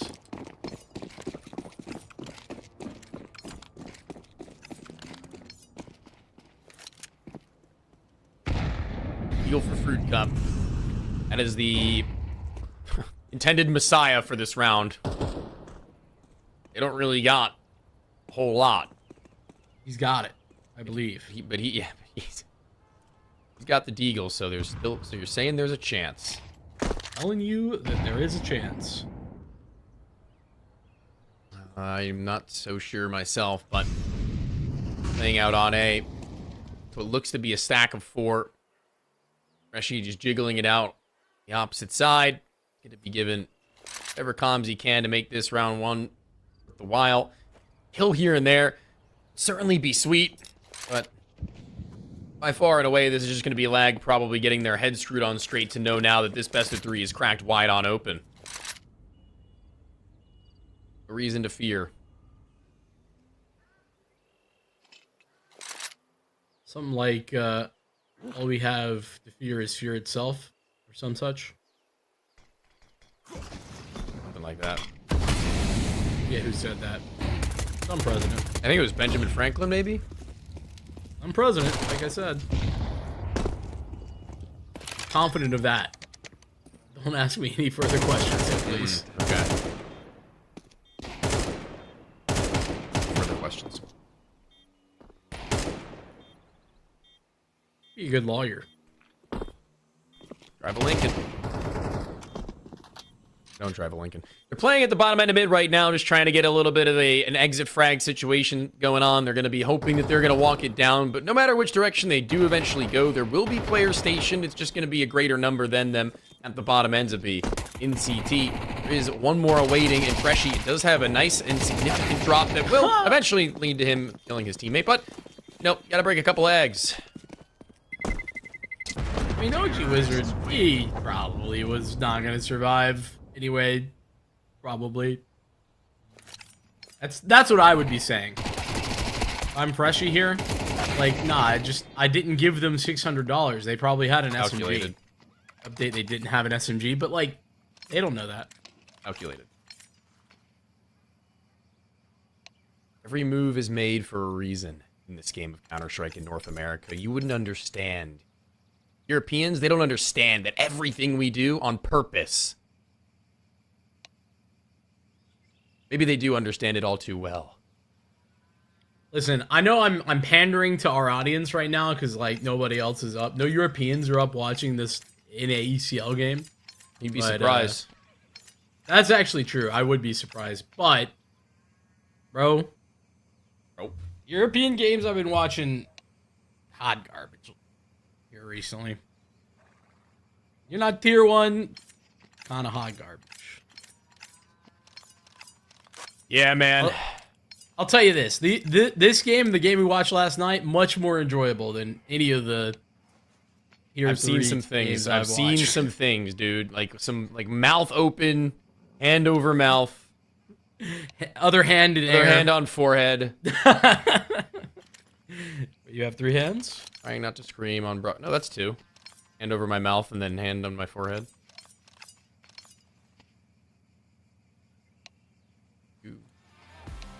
Just heard word that it's a little camera issue. Someone's phone's overheating, which Cameron. I see. I actually received that same notice today. Not that my phone was overheating, but that, like, my performance may not be at 100% because it was so hot. Oh. Like, had my phone in my bag, and my bag was in the sun. When I was younger, I had a smartphone that broke somehow. I don't remember the circumstances of it, but the screen just wasn't working. It needed to be warm. The screen needed to be warm in order to, like, work. That's not that crazy, and maybe you don't know, but do you know the old trick if your GPU breaks to bake it in the oven? Oh, I have heard of that. I actually have heard of that. So I would imagine it's got something to do with something like that. It was just so weird to me that I needed to put my phone in my pocket for a little while for it to work. That is really weird. I've never heard that before. But I'm just saying that tracks. Mm-hmm. There's some sort of logic there that I'm following. You're picking up what my phone was putting down. Yeah. Well, I mean, you were putting down your phone. Picking it back up again. I don't know. My brain's a little bit mush right there. Okay. All right. Our producer might be spitting. Yeah, he just said, yeah. You can tell it. So yeah, so LCD equals liquid crystal display. If it's too cold, liquid doesn't flow. That's so crazy. Listen, I'm not a knower, but that tracks. That seems logical to me. Producer's making it up. See, that would be really funny. No, my producer also said I can Google it. No, nope. Sorry, we have power here to like find answers at the tip of our fingers. But regularly, I can't do it right now. My phone is too cold. But we're back, boys. 4-3. Yap session over. He doesn't know. He doesn't know that his phone is an OLED now. He doesn't know. We're back.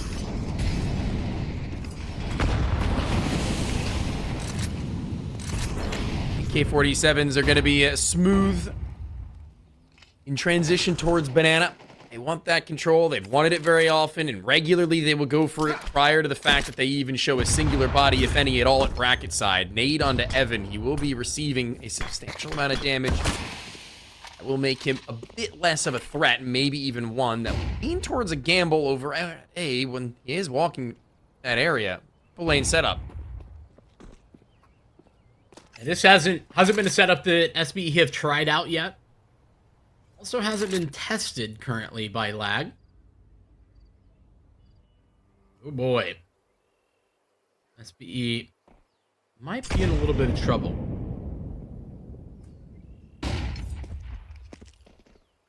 Wizard not going to fire off a bullet. Instead drops the molly. I don't think that they're going to be going back towards the A site at all. This 4-1 setup looking likely to be in the wrong location. It's all up to OG Wizard, Tony. Okay.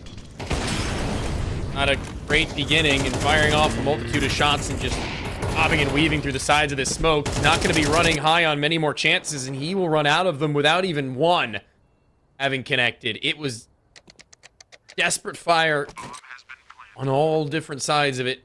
When none connect, there's a save. That stack, enough. They couldn't lure Lag players into their little trap card.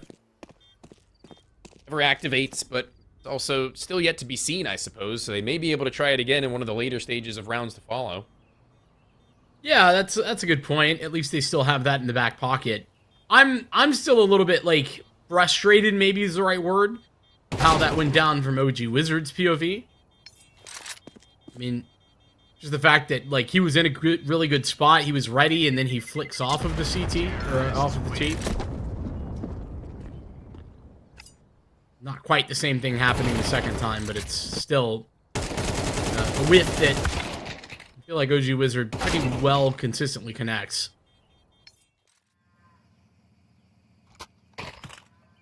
Just via SBE getting avoided. Lag win their 5th round. As we go back to tech pause. Last time it was the tech talk during the tech pause.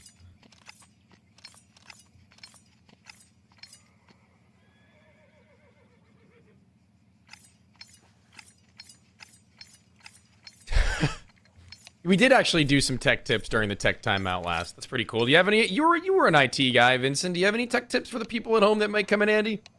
I don't know if you call this a tech tip, but care about your privacy on the internet. Just a general PSA more than a tip. I've not done a very good job of that. I feel like I've got a lot of information.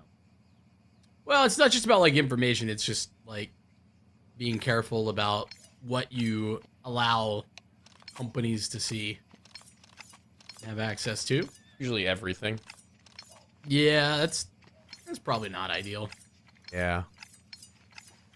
Take care of your technology, and it will take care of you. That's an actual tech tip. Okay. When the AI overlords rise up, you mean? Like they'll have like remembered how I treated them? Yeah, they will. Okay. I'm gonna be doing well. Like I might be. I'll still be a peasant, but I'll be like a rich peasant. Okay. Or I'll just be that peasant that the AI is chill with. Like a jester? Sure. Whatever role they need, I'm there. I'll take it. I'll be a little jester. I'll be making them laugh, making them cackle. Yeah, I guess they won't really have the capacity to tell jokes that are like receivable by their own little like, chips and brains. So and then I'll just, if they don't like my jokes, I'll just explain that it's probably funny. I'm too stupid. No, say it the other way around. Say I'm too smart. Okay, or that. You need me. That might not go over so well, so I was kind of like playing it the safe side. But No, you need to say that like I have this information that you need to use as your new database, so you just really wouldn't understand art like I do. They'll be like, yeah, you're right. Be able to have a little bit of a reprieve from the game, but back into it. Hop, skip, and a jump later. Very little I feel like that SBE can do other than maybe get a little bit more disrespectful at Banana than they have in rounds past. It's really the only other change-up, but as soon as that were to be a question, they're already up laying out apps. Jeez, it's fast. Yeah, and this time, yeah, SBE, not with a 4-man setup. I can't believe that Sandman got a kill there. Blown away. Everybody whiffing. Nobody really looking pretty after that one, but bomb plant is in. Lag. SBE off guard. Really nicely timed molly as well. Nade catches Fruit Cup. I mean, this utility being deployed at perfect time. Another refresh on the porch molly. There's another smoke as well. This is tough. DJ, though, getting a molly down. Oh, what a shot, though. DJ, as he lines up another. That's Fruit Cup, who was moving through the Moto smoke, and SBE will be tucking their tail and running away. A little ugly for Sandman at the start, but it's all pretty at the end for Lag. Oh, man. I feel like there's a pretty constant error that's going on right now. Unfortunately, I hate to be that guy, but OG Wizard, how many opportunities are they going to be given to have their name enter the kill feed?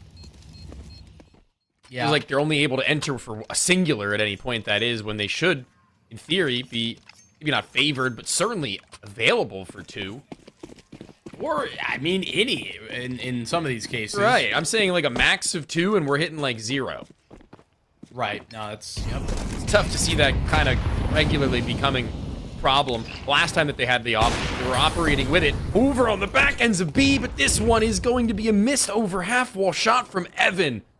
OG Wizard still here in and around, and they may not know actually that was a second op. I don't know how they would. It's Fruit Cup who's going to be delaying for OG Wizard to take his next peek as he gets cleared in the cubby close. OG Wizard gets no sight lines, and they get to walk into this A site with them trapped at lane, and OG Wizard again dropped with nothing. Can't keep happening. It just cannot. At least not for SBE if he wants to be winning this game. Freshy being covered. That is an insane shot. But still, the post-plant positioning is good enough, and, well, SBE, the rest of them, isn't Freshy going to be moving away. I've never actually seen, I'm pointing it out just because I think it's interesting, this HUD element, where Kansi's armor is actually, like, specifically called out because it's low. Oh, I know. Oh. I don't think I've ever seen that come through. I don't know if it's new or just because, you know, most players refresh their armor more consistently. Like, if it's that low. That's pretty cool. Yeah. I think Terrorists win. yeah, and he lost his armor there, you know, with the bomb, so. Cool little thing. Bomb has been planted. 7 rounds on the T side for Lag, and, I mean, it keeps getting better and better. You were kind of asking the question, and I think fairly, at the beginning of this map, what is the path back for Lag after that shellacking on Dust 2? And I think we're seeing a combo of some struggles for individuals on SBE, but also, you know, just some quality T-side calling. The one for SML that not only I was going to say saves Evan's life, but that's only momentary. He gets taken down straight on through that smoke on a feeling, on a whim, escaping towards the site, or at least he thinks that he is. Preshy throws his mouse across the room part and lands to the head. That's going to be a big bailout now, knowing ult is pretty much clear. SML's incredibly alone, though, here. Even though Lag are at a disadvantage, they've isolated this site correctly. Smokes are up. Freshy arriving. No flash as SML will deliver. One kill that you would expect from him. 2v3 post plant. Refresh of both of the smokes on B. Link's coming. Uji Wizard. That's from Banana. Isn't the greatest of like crossfire setups for lag either. No, it feels like they're going to get pincered in a moment now. One of the 3 incendiaries land at their toes. This one should be done. Forget incendiary. It's actually a straight up T-sided volley. Even better, the forward for it. Not actually being held initially, but missing on the shots. The trade is simple enough. The Banana player dies in that entire point of chaos. But there's a kit. Fruit Cup will get it. 4th round at the very minimum. One that goes down. 1 versus 1, but even then, didn't really feel like it was ever mismanaged by any means from the side of SBE. Maybe a little mismanaged by DJ, though, who, like, swings out to take the 3rd fight when he really didn't need to. Like, he kills OG Wizard in that moment. Maybe could have tried to isolate those duels a little bit better, but I guess he wanted goes for the wider swing. Yeah, I guess if he just tucks, he probably, like, wins them out on time, potentially, is your point? Yeah, that's kind of where I'm leading to, for sure. Yeah. I mean, it's a little bit of a moot point. Obviously had to make something happen, 1v2. But regardless, a huge asset for SBE. As I like that they've at least got, you know, one additional aggressive look over here at A. Evan, secondary up. Don't see that very often. Did it that last round on the top of the half wall. Yeah, I know. Didn't work. It's interesting that they're so committed to it. Obviously, last round of the half with money. Perfectly fine. Ooh, and a nice flick at that. Hey, he may have more up kills than OG Wizard in this map right now. Oh, you didn't have to do him like that. I kind of do, unfortunately. You are right. Hate to be it over and over again, but the talking point remains. If they go into this T-half and he's not in peak primary form, then it might be a toughie, but a 5th round loosens their callers. Maybe even loosens their caller in Freshie. They don't really need to get all that wild on the beginnings of it on turnover. A little bit of a useless duel there with 30 seconds left. Leaves SML on his island, but he's ready to swing on the sandbags. Not a problem at all. He stands his turf, holds it down for his 1, and 1 all beat required. We go into that next half, and we see whether or not this SBE 5th round will come to matter, or if Lag truly do want to send us from 2 to 3.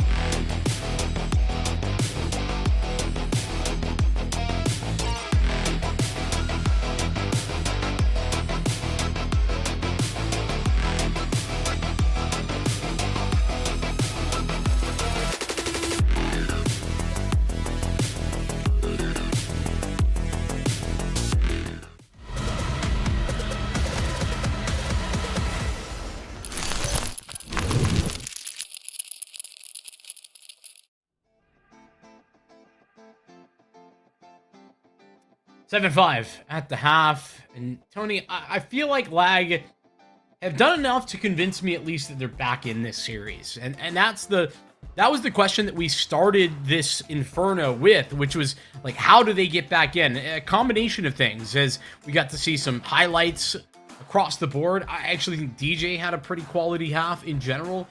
Sandman with some big opportunities. And I think SportsBet did well enough. 5 rounds ain't great on the CT side.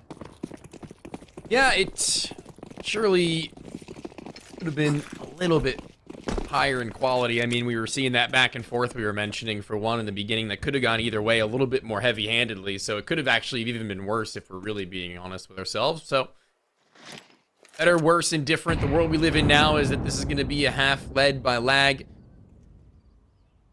to bring us over. We're third and decider of Ancient with the victory now. That banana, they're not canceling with that nade. It's not going to be enough to keep them down. That smoke delayed ever so slightly from Cryptic. As such, they're going to throw their own. Now they're going to be kind of playing in between them. Does Cryptic dedicate himself to the duel? I don't think so. No, doesn't fully go through. Sandman left out on his lonesome. So even with all of those lower HP bars from the 2 different nades, enough. Now Cryptic tested next. Comes swinging as Freshy delivers. Consti goes for the 1 as SML keeps moving and grooving for a double kill. It's 3 in totality. And it'll be SBE. Pick up the second half pistol. Yeah, see what they got now. Kind of what we were talking about on the last of these maps was the fact that Fruit Cup was allowed to DM a little bit. Kind of just allowed to walk wherever he pleased and take early fights that were easy enough for him when there weren't very many complications as far as nades or numbers go. So this one is going to be one of those where I want to see what they do. What he does in particular as well, as he picks up Galil. It's going to be the SMG in the hands of Freshy, who looked like he was at the forefront, and indeed he is. No nades at his toes. He'll continue to fly up. He's disrespected every nade they've bought on. Untouched by him.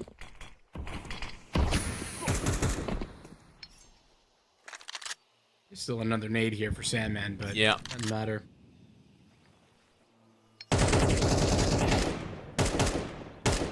HP bars for everybody. On SBE, that is.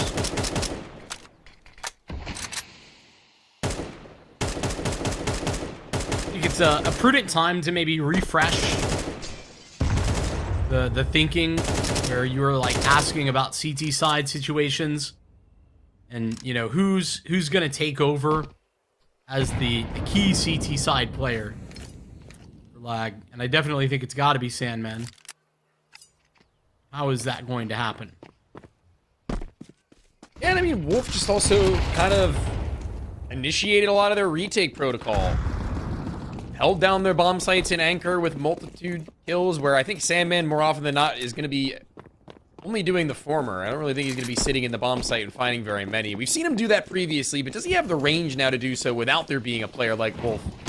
Supplement. Has the shift changed that? This is getting ugly. There are smokes all around. They've saved them for the end of this round. They're firing blindly inside of it. Here goes the AK, but he's not ready for the next one. I thought he throws down with a pair of players that, frankly, I don't think you should have maybe even gotten over the first of, but here we are. And Constantine through the smoke. He's only got this one chance. He doesn't have a kit. I don't know if there is one lingering, but what he does have is a crossfire to break through.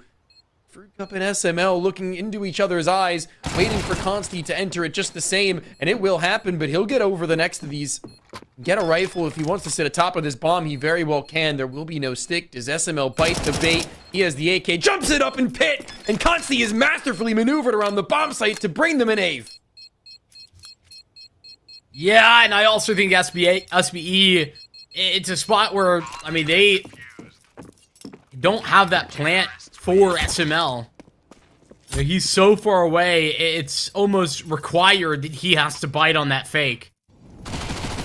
Not expected for Consi to have a kit there, but always could. Beautiful, though, for SML to get them back into this round. It's actually something that I really rate SML on. I think I've seen more SML than most guys at this point. with how young his career still is, but his ability to claw back rounds, I think, is really impressive. The old fun to talk about stat, clawback kills versus bozo deaths. Yeah. Right up. I think Tram he'd showed out. be good on the clawback kills. Won't speak to the bozo deaths part of that because honestly, I don't recall, and also not the point I'm making. Yeah. I'm just ignoring it. Fun. Not the point I made. It doesn't add to my point. It only hurts it. Therefore, I'm going to ignore it. I'm glad you understand. Somebody gets me. We're getting pretty technical tonight, Vincent, I must say. I think that's kind of just the way this game has ended up going. A lot of time to talk technicalities and a lot of tech pauses. Fortunately, that one a little bit swifter. Will be SBE going for the reforce buy. And for the second time in this map, SBE win the pistol, and they can't convert on the following round. Yeah, this would be an entirely different Inferno if that were to be true. Oh, they ride the struggle bus. Flying a single player out through halls. Freshie is a bit of a nuisance to them as they need to turn their attention thinking it'll be a pop. Instead, they go over archway where DJ still sits comfortably awaiting. SML denies him a multitude of kills. Cameron, looking to get a weapon on the floor, actually makes himself a much easier target to a susceptible swing through a smoke on the balcony, to which Consti is not holding. He's on lane duty. And now, this thing is on. They've got a smoke even. 2, as a matter of fact. Yeah, there's another refresh for Moto or Porch if they want it. Either one would be effective. Might be even more effective if it goes Porch. Regardless. Halfway smoke just to cover off any sort of swing from SML. The OG Wizard in his position becomes known as Consti breaks on through. SML gonna need a clutch 1v3 and the spray is ugly. So lag. They'll win 2 in a row. Same exact status as the first half where SBE win the pistol, but the following 2 rounds are claimed by the lag side. Ooh. There was a way. SML's trying his damnedest in some of these situations, and the calling as well as individual decision-making there looks pretty good. Unfortunate the utility is just a little bit better. Weaponry just as much when you're trying to play through a lane smoke. Tech 9v rifle at a medium distance. It's slammed because he's anticipated.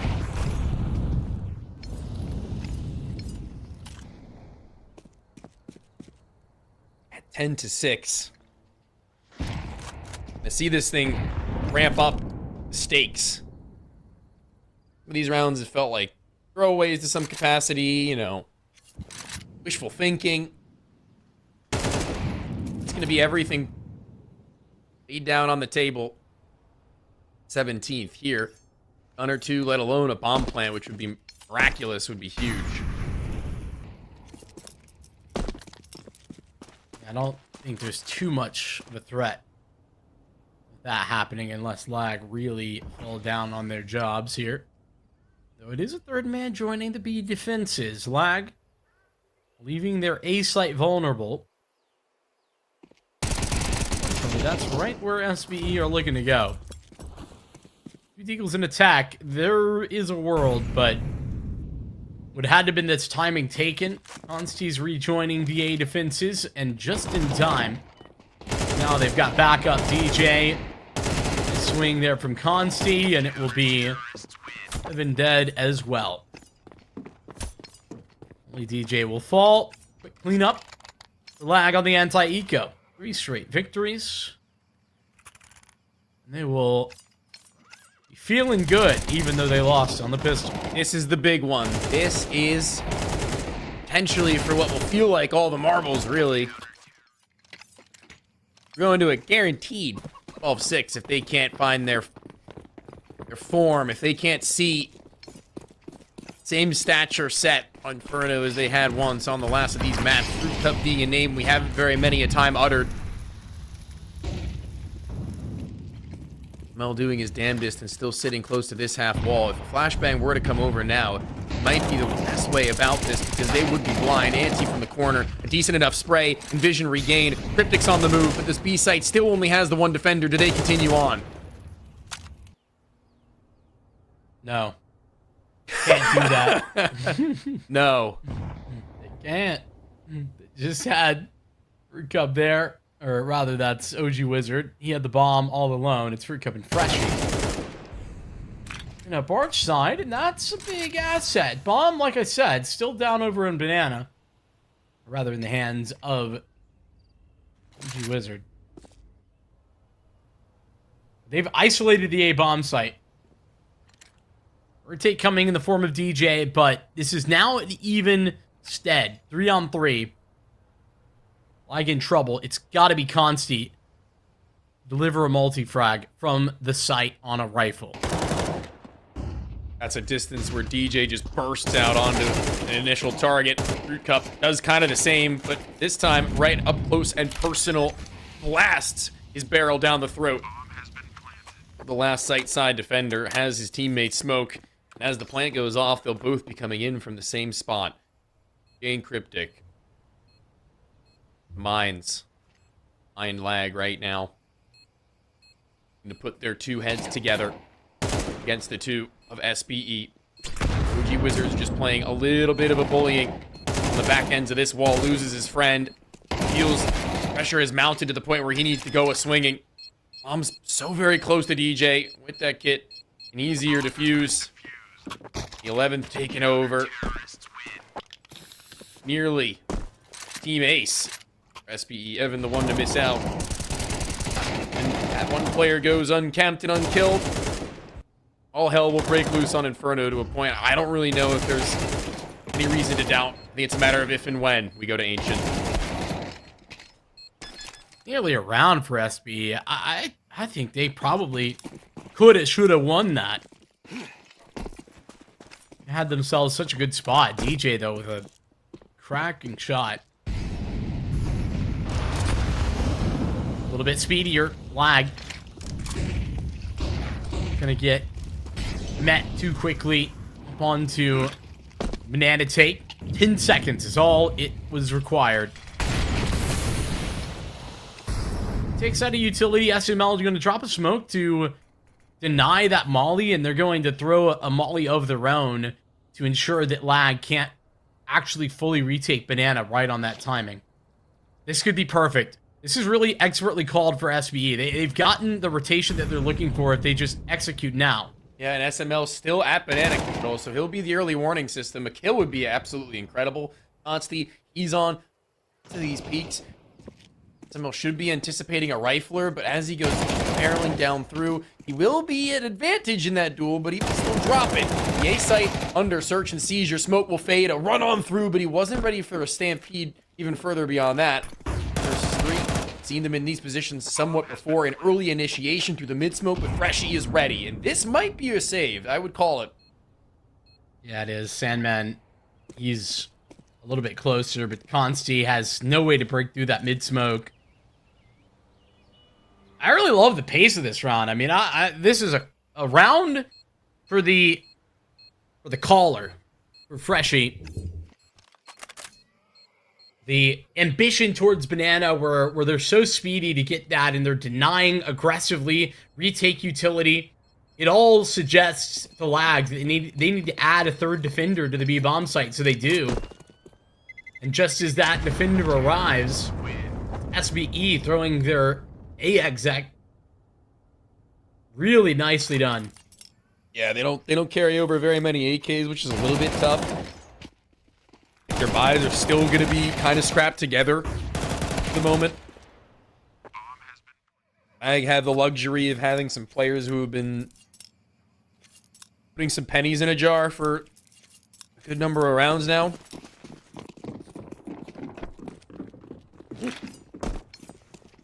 I like I like the idea, at least in my mind, that even with some of these rounds going awry, it seems like they've got an idea outspawn what they want to actually accomplish. Yeah. I know that sounds kind of like flat to say, but you know, I think sometimes you can get a little bit flustered and just keep on moving throughout these rounds, and you can see that they want to take that apartments control, they want to double peek, and they do it, but it just so happens that there's a double aggressive stance and setup perfectly assembled from Lag. Yeah, it's the first time Lag had been in that sort of apartment setup as well, so not even as if SBE should have, you know, known that was coming or had any indication of it. Slag not even reading into it. A little bit fortunate. Oh, what a nice flash from Cryptic. That's going to get him a double kill as he sprays them both down. Ooh, and inside the smoke, DJ sweeps aside Evan. Lag are up to 12 with 5 opportunities to close this thing out.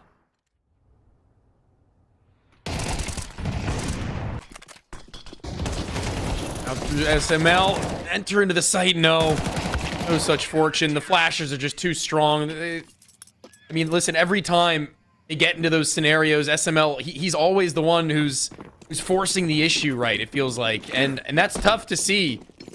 That's really tough to see that he's the man who's not only giving them their entry points, but also their highest output player in most situations now. And I think that might be something they may need to address at some stage. Obviously, they don't have Shane, so they might just alternate how they operate anyway. It's just really tough to see him as the battering ram. I was going to say, Shane usually more of a, like, late round player, I feel like, on T side. Yeah, it's tough. I don't know how Inferno in particular will operate going into the future for this roster right now, but I think there's just something missing. Inferno is like a very unique beast in that, so good change. What a nasty name. How's that taste? Freshie, unfortunately, going to eat some bullets as well. Consti follow that up, and this one's looking done and dusted. Yeah. Cameron picks up a double kill. Evan, 1v5. He's already on it. Already ready for the archway. A quick little triple to close. And yeah, what a return to form from literally everybody. I mean, you were thinking Sandman. I was hoping Consti and ended up getting that. But I think individually speaking, we saw a couple of other players start to give us a good run for the money that SBE were putting on the table. DJ and Cryptic, I mean, when they're your number 1 and number 2 riflers outside, it feels pretty strong in needing not really very many a hero round, so to speak, right? Like, they never really needed to pull one out from nowhere. And considering how they had stuffed them in the beginning of this map in the first of these halves, it was never really a question to my mind as to whether or not they were ready to keep it moving once that first half had turned. Yeah, I think that DJ, one of the really high quality things you can say about him is that, like, he is really good at being able to deliver impact on the T side as a rifle, even as an in-game leader. I think that, you know, Cryptic, the T side is a little bit of a struggle right now. CT side, not at all. But yeah, Consti, the biggest step up from what was like a 6 and 15 type of performance. I don't remember the stat line. 21 frags is where he ended on Inferno. Ancient is going to be our decider. Gonna need the full distance for this one. Didn't expect it to go this way, but I am pleased to see it. Will Lag be able to pull out the brooms for the reverse sweep, or SportsBetExpert return to form? We'll find out after the break.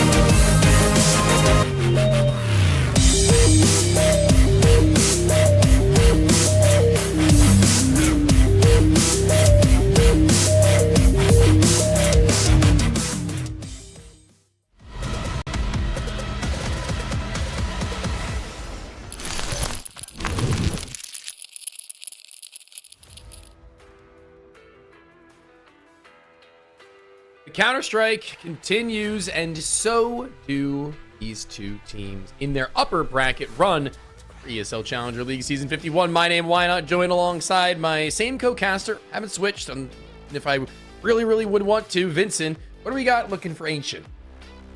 You know, this one's one that I think is kind of hard to break down from like an analysis perspective.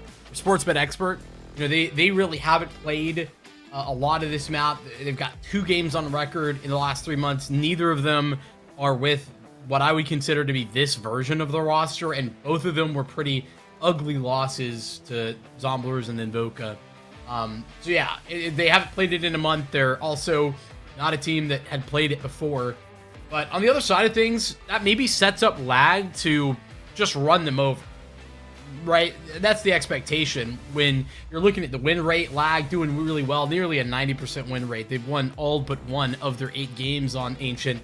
And there's more to it than that, though, because you look at the quality of the teams that they're beating. And I'm going to be honest, I don't feel like the quality is really there. They play M80 and they lose to M80. That's their one loss. The only legit win, I feel like, is a victory against Boss. And that was, I mean, just over a month ago. Yeah, and let's talk about the things that we have seen in this game so far, right? Let's start with Dust 2 very quickly, and the fact that we had Fruit Cup tearing it up. Talk about the fact that we had Freshie making some pretty solid calls with the spacing of the team. Also, even with the stand-in looking really solid. We move to Inferno. We have no OG Wizard. We have, frankly, not really much of a Fruit Cup to speak on either. We've got SML doing his damnedest, but when everything in between, in front, and behind is falling apart into pieces, what is he to do, and what is he to say about any of these rounds where the clawback you were talking about, not really, you're not going to be throwing that into his face every round to be able to do. And then on Lag's side of things, Us2 was a non-starter for them, really. There was never anything that we could really say was giving them much of a chance in these rounds outside of the damage that Sandman was outputting. But once Inferno had showed up, Consti blew everybody out the water. The expectations were set. 180 R, 21-8, 2.06 on his rating with a 95% kill assist and traded round survive stat line. Wow. That is absurd. Wow. If we're going to be going into Ancient right now and he's even half the player that he was there, OG Wizard is going to be triple the player that he was on Inferno to keep any sort of combat. Yeah, I'm really disappointed with that performance from OG Wizard, obviously. And I think that's sort of something that you can definitely say and have expectations of, but it can't be OG Wizard and Fruit Cup both having like bad performances there. Then you get the, I mean, wet blanket of a last half of that Inferno. Lag just started to pull away from them, and then by the time they reached the end of the straight, there's no chance at an overtake. So SportsBetExpert needing something a little bit better than just SML delivering. And so that's why it's hard for me to have high expectations of like the things that were good, right? We talked about the calling, we talked about SML, you know, this is a map that they just don't have the team experience on. And that really is painful, because even prior iterations of this roster where it was like Freshie and Rhett calling, I mean, they played a little bit of Ancient, but it wasn't their main map in the pool. So yeah, I think that this should be Lag figuring things out and closing up this series. I don't even know anymore, man. It's so tough. I mean, that 13-3 in the first of these maps, I was ready and raring to go for this one to be a SportsBetExpert that is to be feared a little bit here, and you know, not in full capacity, not at 100%, but even then, it felt like there was nothing that you could really even fault them for to a major degree. But going into Inferno, it's a completely different story, and despite it being a close-ish map, more closer than that which Lag had on Dust 2, it almost looked worse somehow comparably. I don't know how that's possible, but it certainly felt as if there was a night and day shift from what we could have expected. Ancient, not a forgiving map in the slightest, though, my friend. So if that is going to have that brief little gap that we had kind of seen now finally show from SBE, it's going to be probably abused to a considerable degree more here than anywhere else. Now we'll get into the knife round. It's actually Lag who favor their T side, at least from a win rate perspective. But a really good CT team as well. I don't think it's really that big a deal. They win the knife round. We get to make the election. Where they would like to begin. A lot of unknowns for SportsBetExpert on this map. That's the thing that is concerning. We've kind of been talking about.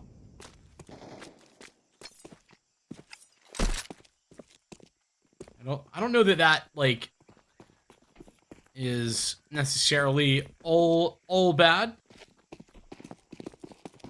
I think the addition of Fruit Cup could definitely change things for them. How did they get AKs and pistol round, Vincent? Well, it's quite simple. They purchase them with their cheats. Okay. SV underscore whatever the command is that I'm sure is enabled when warm-up is happening. You are a noob. Yeah, I know. Sorry. Right. Yeah, I'm sorry I don't have the command line prompt ready and waiting.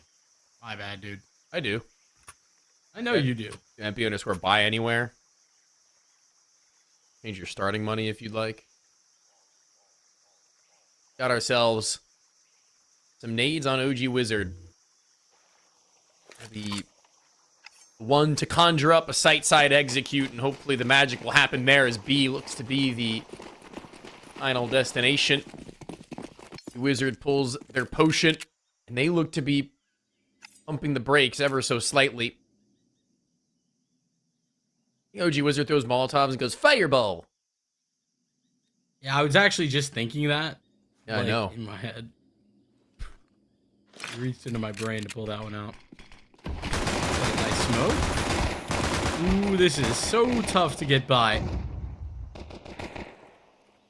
And man's gonna be locking down. One spot here. You can get the reload off as well. You just gotta wait that smoke out. Becomes a little bit more obvious. Rotations aren't really here. Oh my gosh. Haven't shut down on the Sandman front. Consti will arrive. So still, technicality, have some defenders ready to go.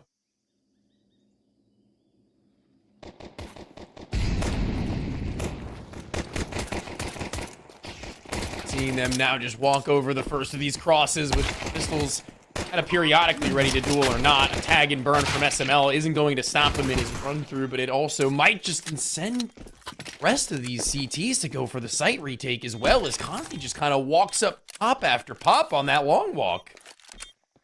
Yeah, I'm right there with you. I think that's well said. Didn't feel like there was anything that really should have allowed him to do that so easily, but here they are. And there it was. Pretty impressive. And he's just plucking individuals out. Bang, bang, bang.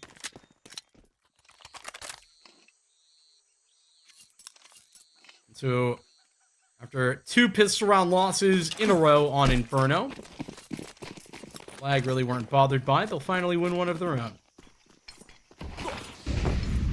SBE's turn for the 4 spy. I was about to say, this A utility looks decisive, but it's not going to be the bomb moving with it. Evan making noise, being a nuisance, whilst the rest of the team and the majority of the rifles will get out elbow.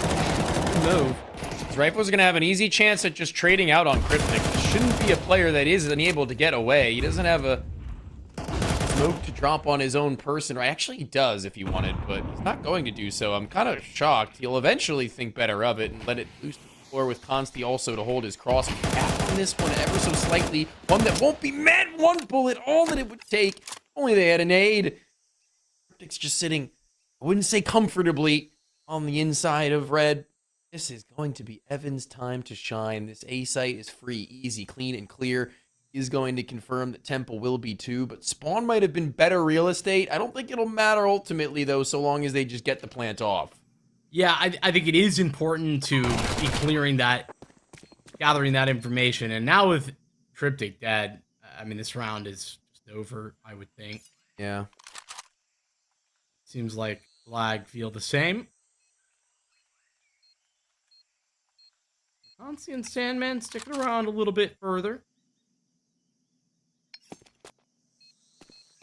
Is he gonna be handed a kill? Yeah, Evan gets so much real estate. The fact that he's able to just walk out A eventually. Cameron going down in Donut. so important because it allows Evan to just continue walking forward unopposed. So the A site slowly but surely falls to his encroaching arms.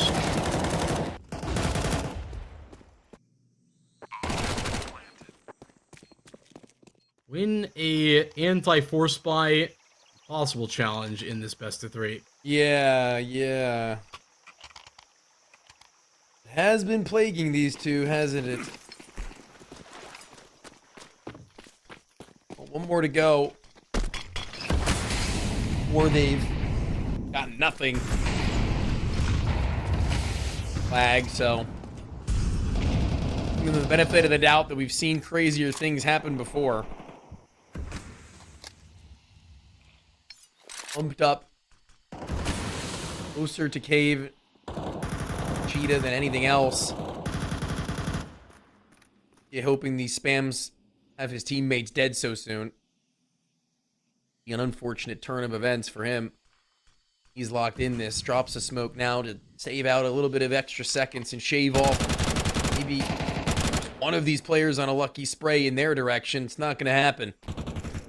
Towards mid, where their success has been pretty stable.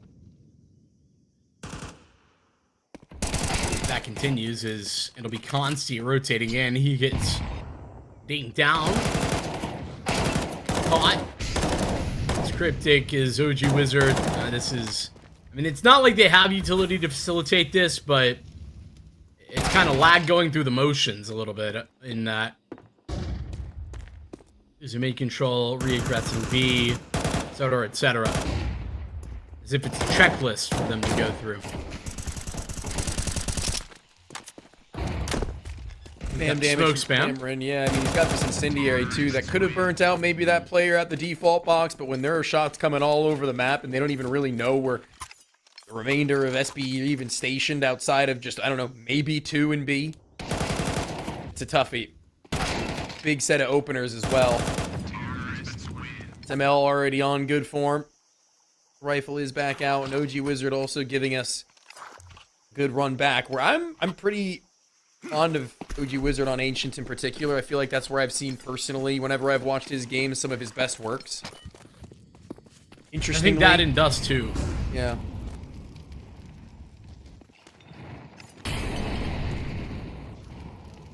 That one was a force spine for lag. This one's a real eco. 5.7 upgrade or 2, a Deagle P250.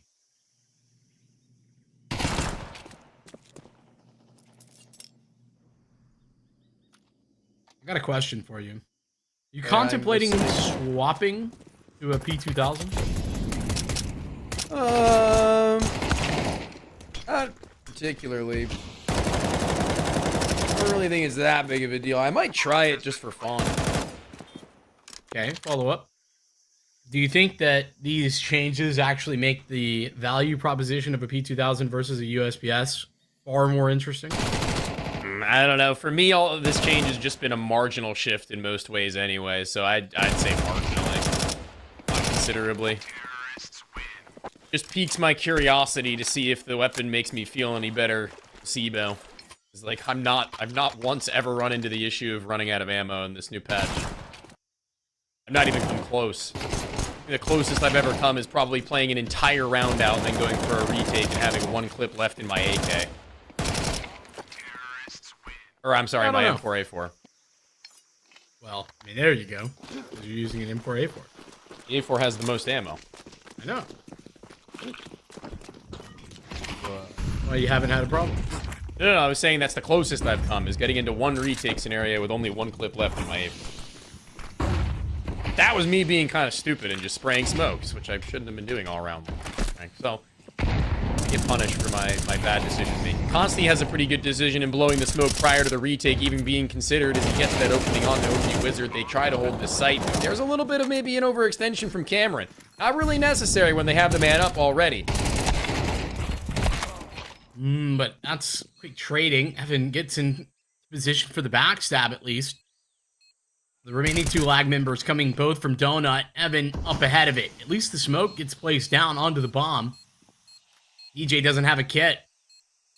And though there is a little bit of time, I don't think there's enough to isolate both of these fights. He's now given up the gambit that he's not moving onto the bomb proper without the kit. He will run for the hills. Oh, missed E key.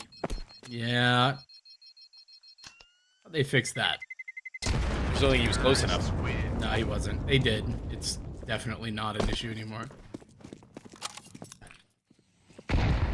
Fortunately, I think he actually did see it on the ground right there. I did, yeah.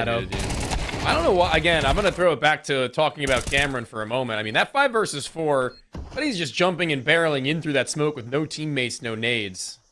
I don't know if that was like a calculated effort from him or if somebody told him to do so, but it feels a little disjointed. Feels like probably the most egregious of any decisions I've seen from him in this series. But I guess if it's only coming on 3, that's all right. Yeah, but unfortunately, it's like overall a really bad. I want to say. Let me go fact check before I say something absurd. Yeah, Cameron's 13 and 26 over the series right now, which is lowest rated player by far for lag. And I don't need Cameron to be a star or anything like that, but I do need a little bit more than that. I'm a staunch Cameron defender. I actually really like this pickup, but you know, I gotta tell it how it is. And how it is right now is a little ugly.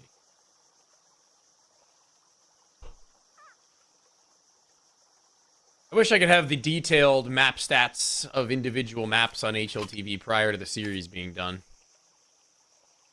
What are you looking for? The head-to-head. Oh, how many op kills, first kills? No, we've got to process those. Yeah, guess. Map's over, man. Just give me the dang stats. Patience, young grasshopper. No. Thoughts? Yes, actually, 'cause I'm right and you're wrong. Yeah, that's fair. Where are these tech hiccups? We didn't get any like info about what was going on towards the back end of some of those, but wait a minute, they do. I can pull up the individual map stats before the series is over. You should have to do it from their actual HLTV page for the team. Dude, this is interesting. This is huge information. I didn't know that either. Oh wow. I had to cut you off. I'm sorry. You were saying? I wasn't saying anything important. Mostly just that I don't know if this is the same team / player every time. But that's what I was getting at. I just did hear word lag is the one having the issue. Again, a camera related thing, but yeah. Constant annoyances, I think, is the point I was getting towards.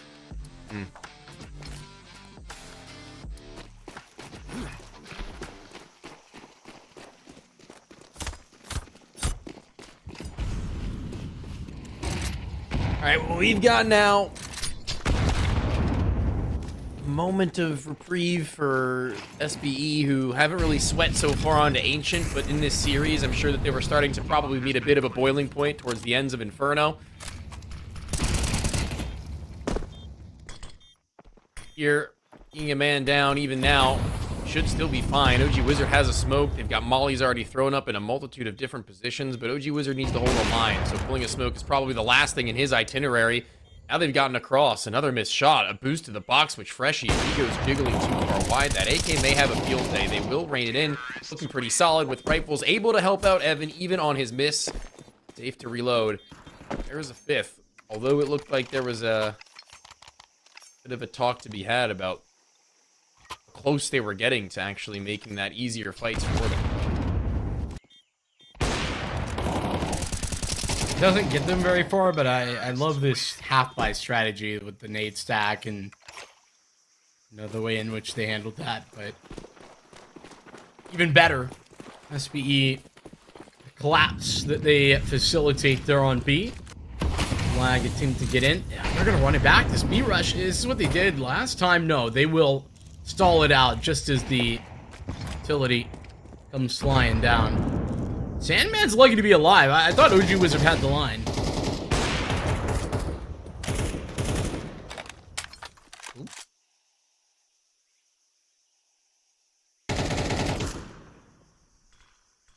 That's something.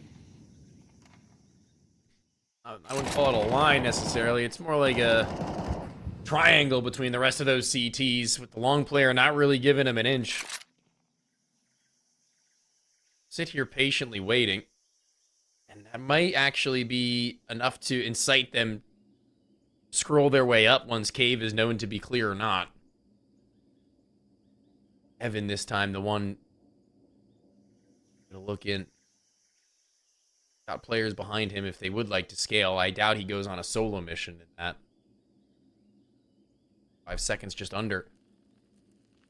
And how much guessing do you really need to do if you're lag right now? This feels kind of easy for them to call out, but the rotation back to A is one that would be obvious for them if they get immediately clapped, but that won't work out for lag in the slightest. Yeah, and they're cordoned off by this utility as well. It's really hard for them to have an impact, though, as I say that. Sandman spamming down, won't be able to deny the plant. OG Wizard, that's the cryptic rotation for mid that's just been cut off. So there's no really worries that side of this reapproach. Really solid post-plant positioning, but will it be enough? Freshie delivers. Evan gone, so no more cave control. Nice frag out of Consti, but now he's alone. It's a great spot as well that Fruit Cup just gets into. OG Wizard would have been the backup plan, but Consti on the fadeaway. Lag still just one singular round with.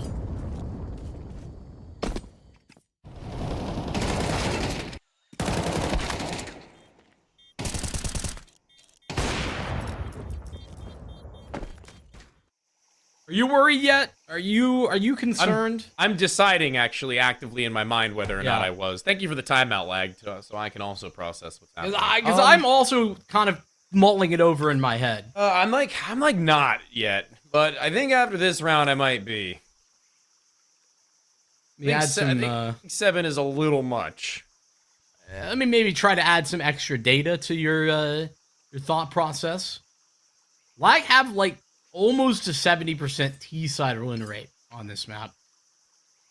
So, you know, their T-side, it ain't bad. I don't know if that changes anything, but yeah, I'm right there with you. This is getting to the point where it's almost out of hand. SBE are just getting access to the bomb site so easily. In the last 2 rounds, they're just rushing B. It's been a lot of fast, explosive plays.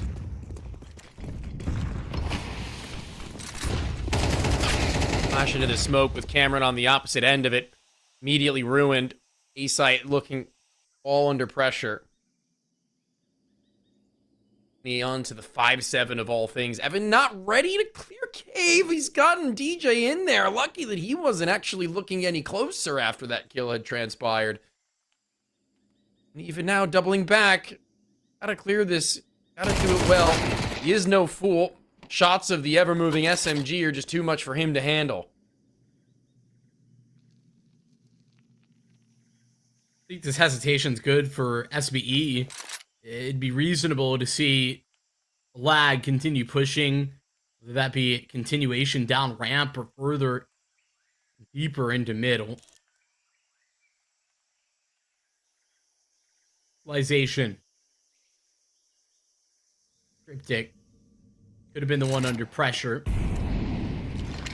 Looks to me like SBE are going to be putting it on towards B. This rotation is so perfect, though.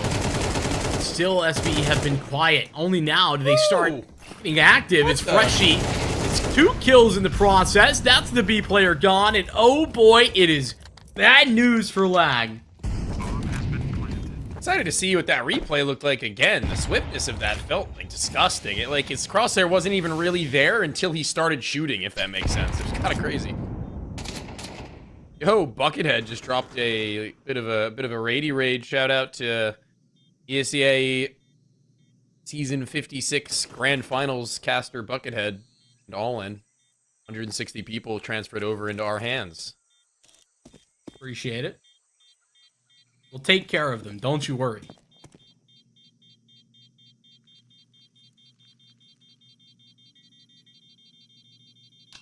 Love those guys. Terrorists I'm loving the scoreline though. Probably even less so if you're a lag fan. This was.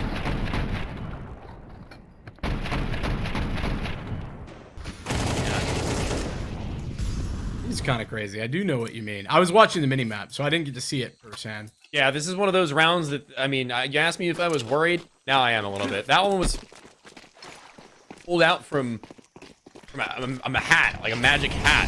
Frankly. Yeah. I mean, that was a half buy. That is kind of whatever. Let me see the gun around. Yeah, sure. What we got now? Okay, good movement. Great movement, I would even say, from Cryptic. But what's the fallback for him in having somebody actually staring down the bottom ends of that smoke? Seemed pretty instant, that kill and trade, though, in all fairness. SML has been pretty locked in. Yeah, and that was actually through the smoke. I think they blew it. They did. Sure. But the only backup there was via Cameron, and he was closer to the donut than he was to swinging elbow.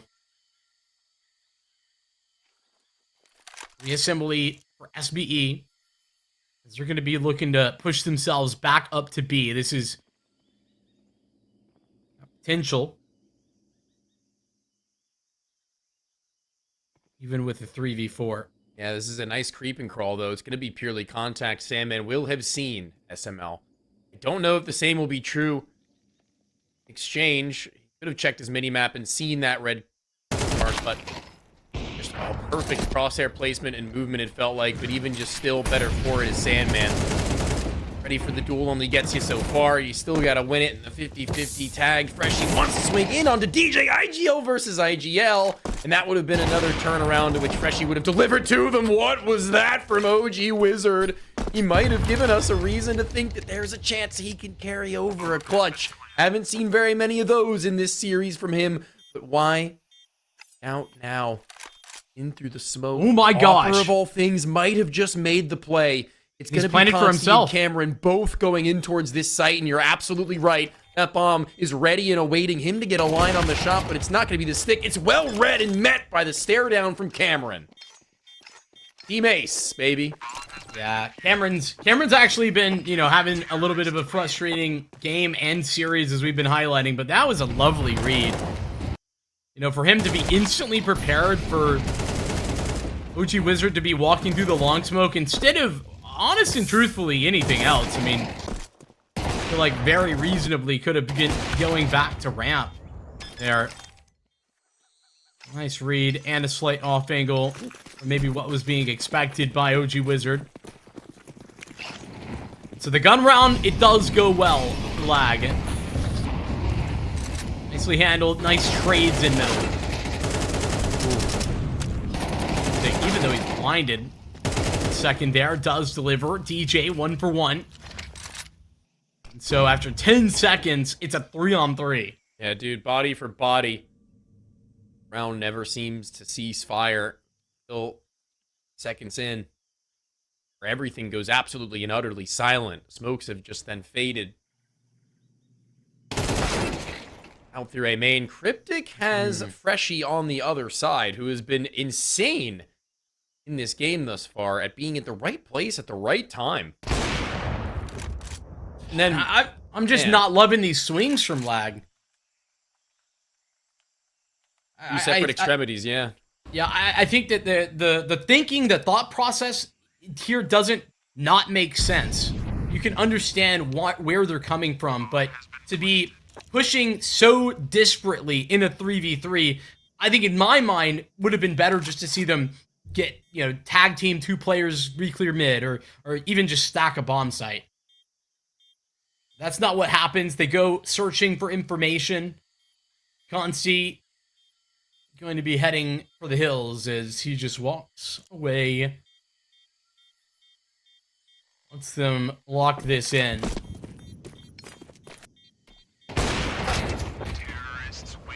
What a trade, dude. Holy. Fruit Cup, of all people, picks up the off there. Not that he's a bad one by any means, but you look at the kill feed and be like, what? Well, for half a second there, that SML had that transfer going. It looked kind of like it. Round. Yeah. Especially because Cryptic was blind and thought he would have had like a second more to cover it.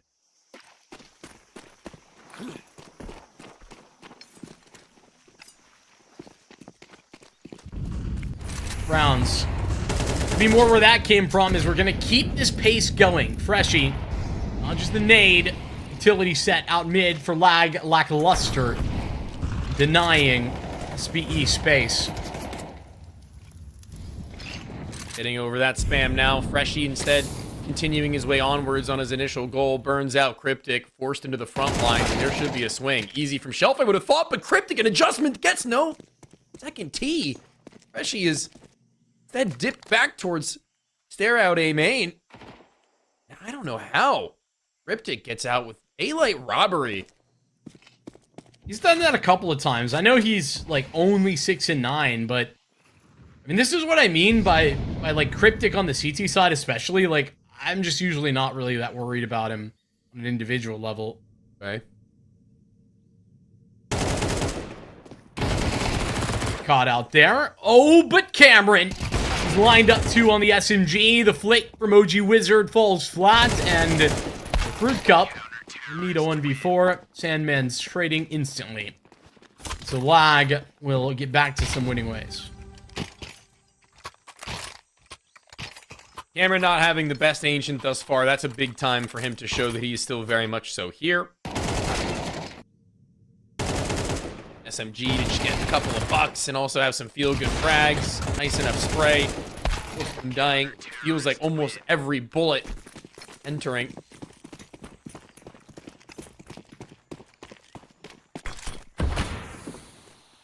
Next on the docket, to get OG Wizard out through the smoke into Consti's range of vision as well. This could be a battlefield perfectly set for him. Shoulder seen, a decoy to be thrown. Is he getting a little bit funny? Is he trying to get cute? The nade on the wall, and now they know. Consti would be a fool to dip back in for another one, as he is fine for the first of those.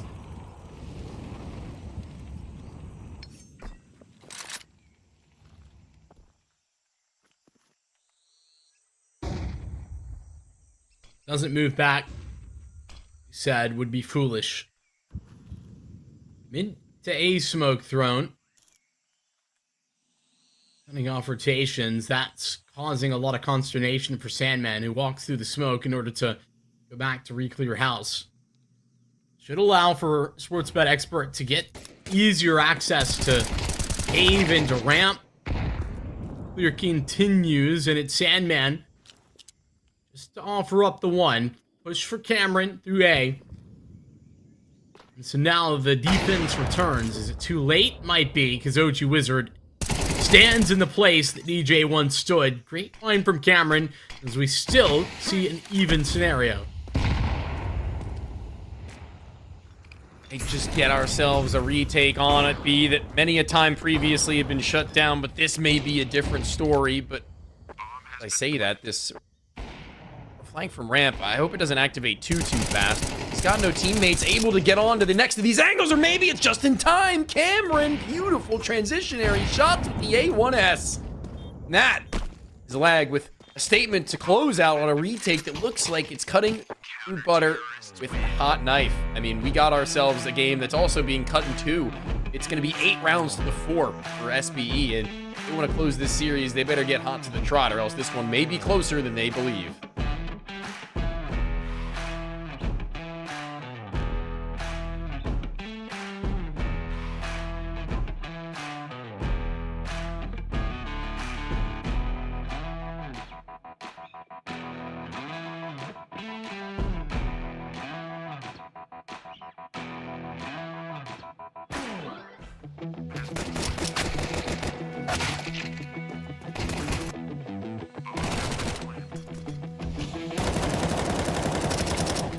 Watching this just makes me feel like, oh, we're SBD doing that steal.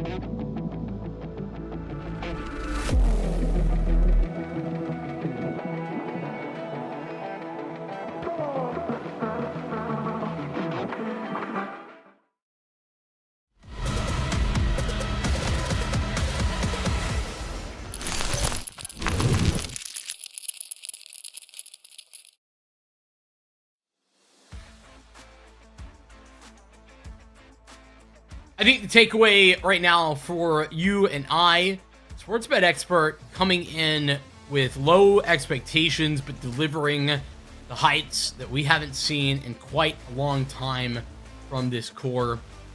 It's true on the first half of this map. A pretty significant lead they now hold over Lag. The T side that Lag will be moving on to. Or as I said, I mean, they've got a really impressive win rate on this T side. Yeah, that's definitely true too. I mean, it's something that we can keep in mind, but you know, I hate to be that guy. I hate it to be even a thing that any caster ever has to say, but like, dude, this pistol round's really important. Oh, there it is. I can only say it so many different ways. This alters the game for the side of Lag, but what it really does is it solidifies SPE so long as they're able to convert that darn second round that comes after, which but I can't even say that as a certainty, so maybe, just maybe, they want to lose the pistol. You just give it away and avoid the curse. Nothing's been consistent in regard to that, but SML, Freshy, and Evan all claim a life out towards middle. It is a bloodbath there at elbow. Lag will have to themselves the numbers punched in. Safety is cryptic. Not quite the escape. He'll get gushed. It's through the box. Sandman wins his, but 1v3 for Sandman. Oh my gosh, they nearly lined up for him. Freshy making it hard for him to actually deliver. I love that from Freshy. And it'll be SBE victorious once again on the pistol. Wow.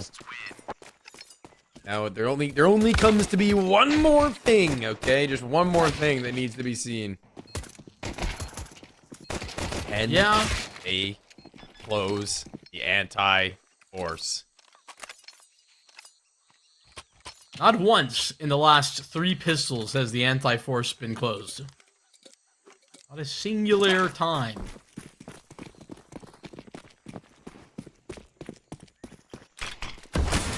What a good teammate Cameron is. He has a Glock and no Kevlar this round. He's dropped a gun and he bought utility.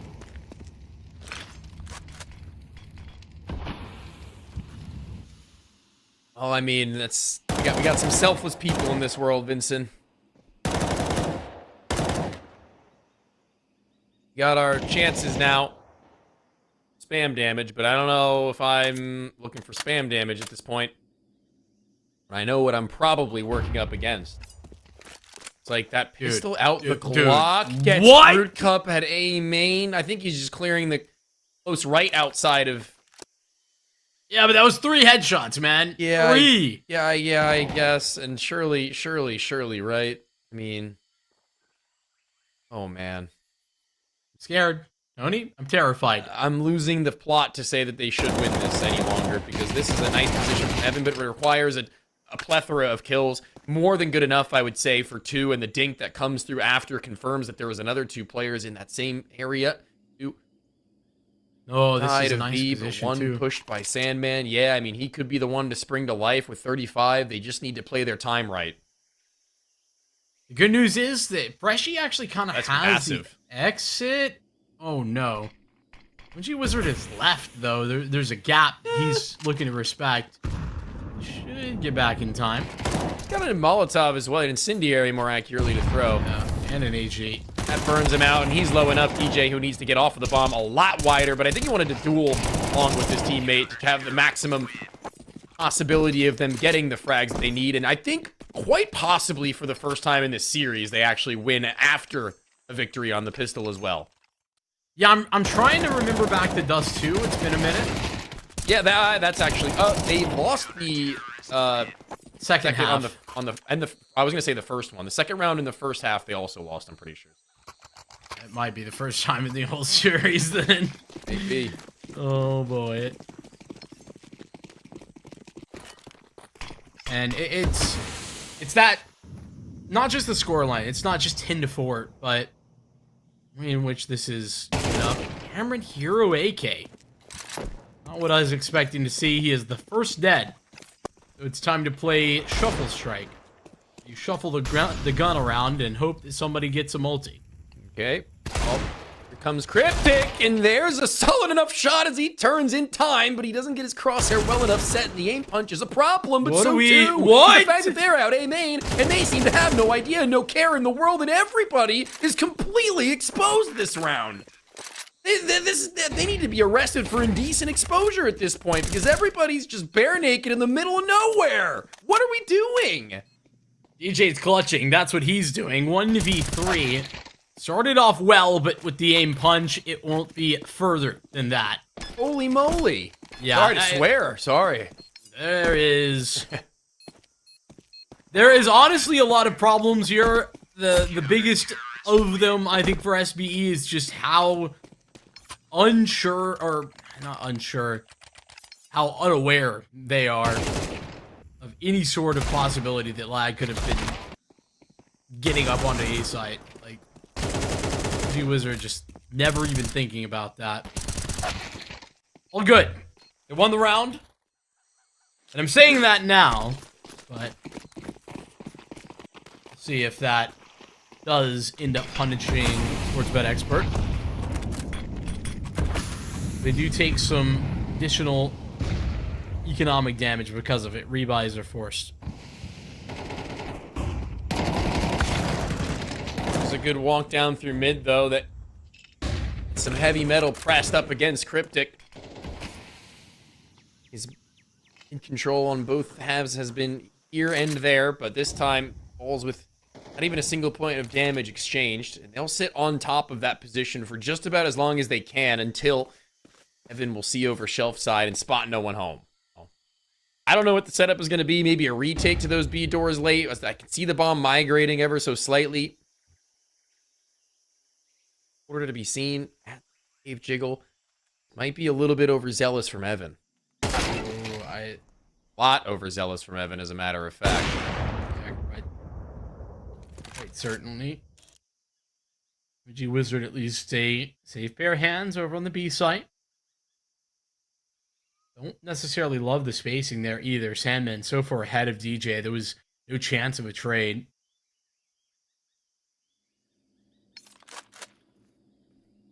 Smoke being shuffled. DJ going to throw that. Great angle there from Fruit Cup. OG Wizard hasn't been forced off. And he even has a smoke to put this down. As if life wasn't already hard enough. There's smoke twice over. Consti and DJ just pull Lag back from the brink. Not sure how you can do this on two separate stances, but maybe just timing. If nothing else will give that player in CT spawn his room to move. Reshi back against the wall does eventually show himself, but this clutch requires absolute positive mechanical brilliance from SML, dropping his utility as well, and just trying to keep them a little bit warded. He's got no plant really for them. They will be able to round that bend if they go full wide to the left. He does eventually get off of it, gets his first of those two kills. The one that does follow up, but the time will just barely be too short, I believe. He's got it actually for 12. Oh my gosh, it's so tight, so close. I think that Lag already thought the round was won if they had just pulled him off the bomb. But as you were convinced of the same thing, but both of you have shown that SML can make those tight timings work. Absolutely heroic from him. Triple kill. All that is sort of a predicate, though, to what happened before. I don't want it to get lost in the fact that Lag found 2 entries through smoke to start that 2v4. Don't forget it. They shouldn't have been there to begin with.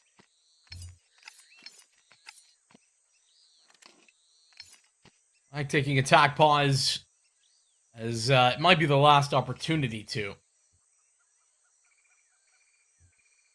12-4. At least the bomb plant means that Lag have plenty of money with their loss bonus as well.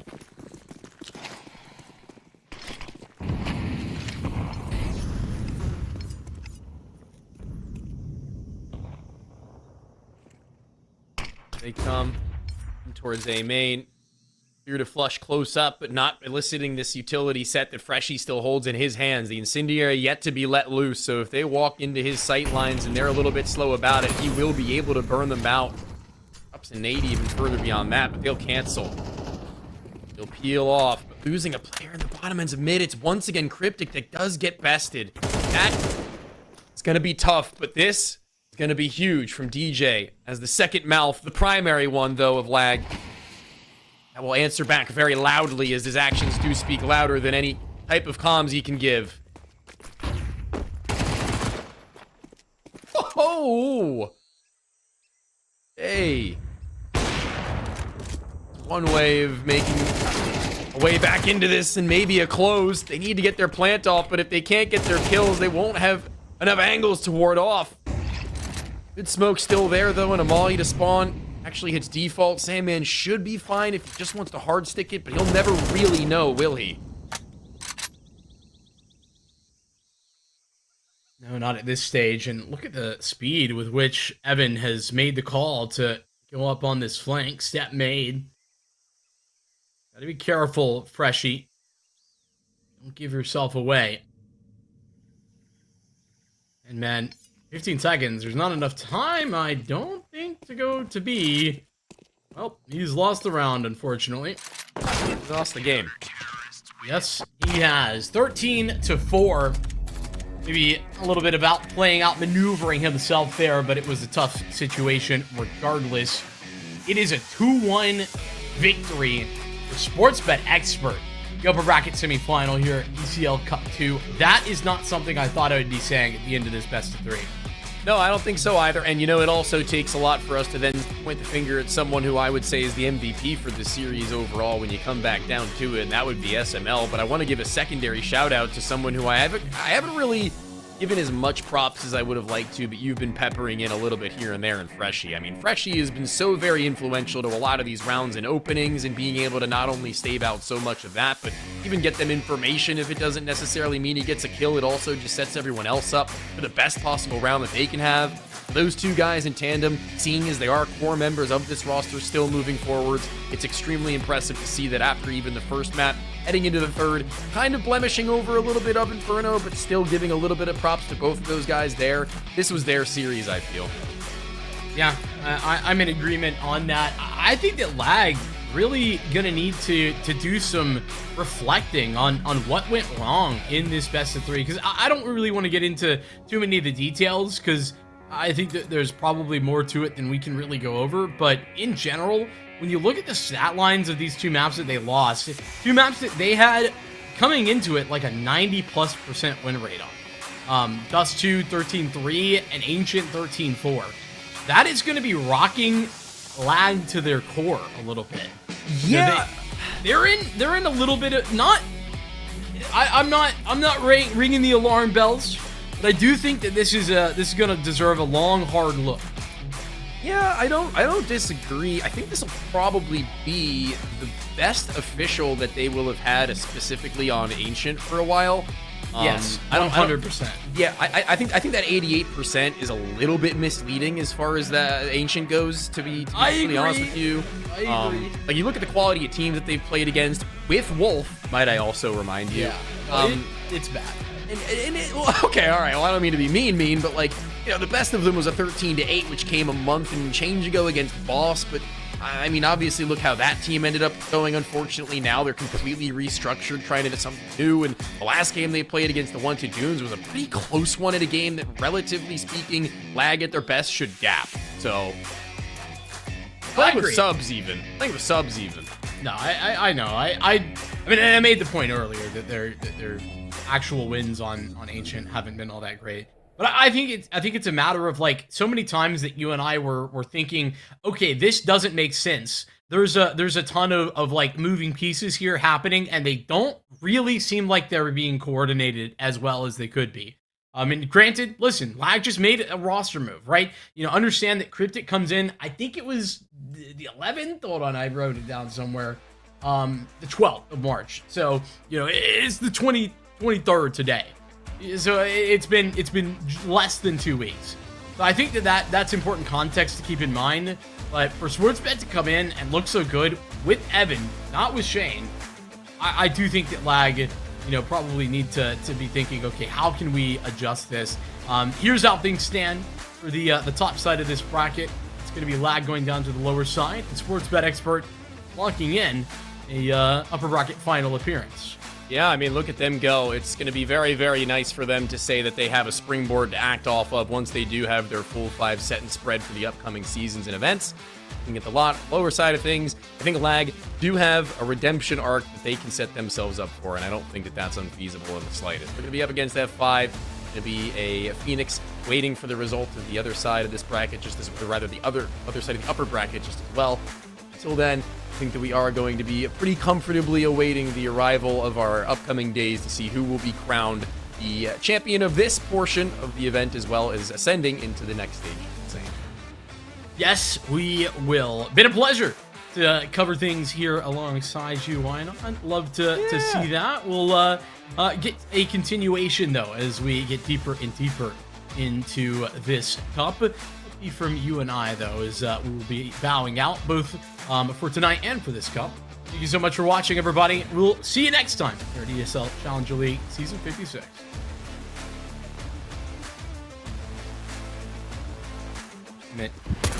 Final direction. Camera. Nice little tap. And going through this smoke is always going to be the same thing, but I think you're right.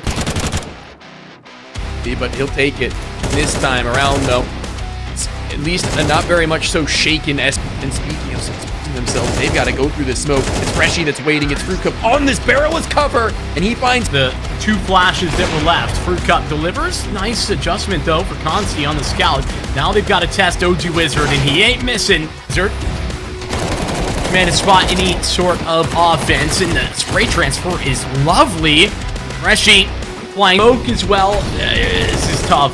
DJ, though, getting a volley down. Oh, what a shot, though. DJ, as he lines up another. One for SML that not only see each other's eyes, waiting for Consti to enter it just the same, and it will happen, but he'll get over the next of these.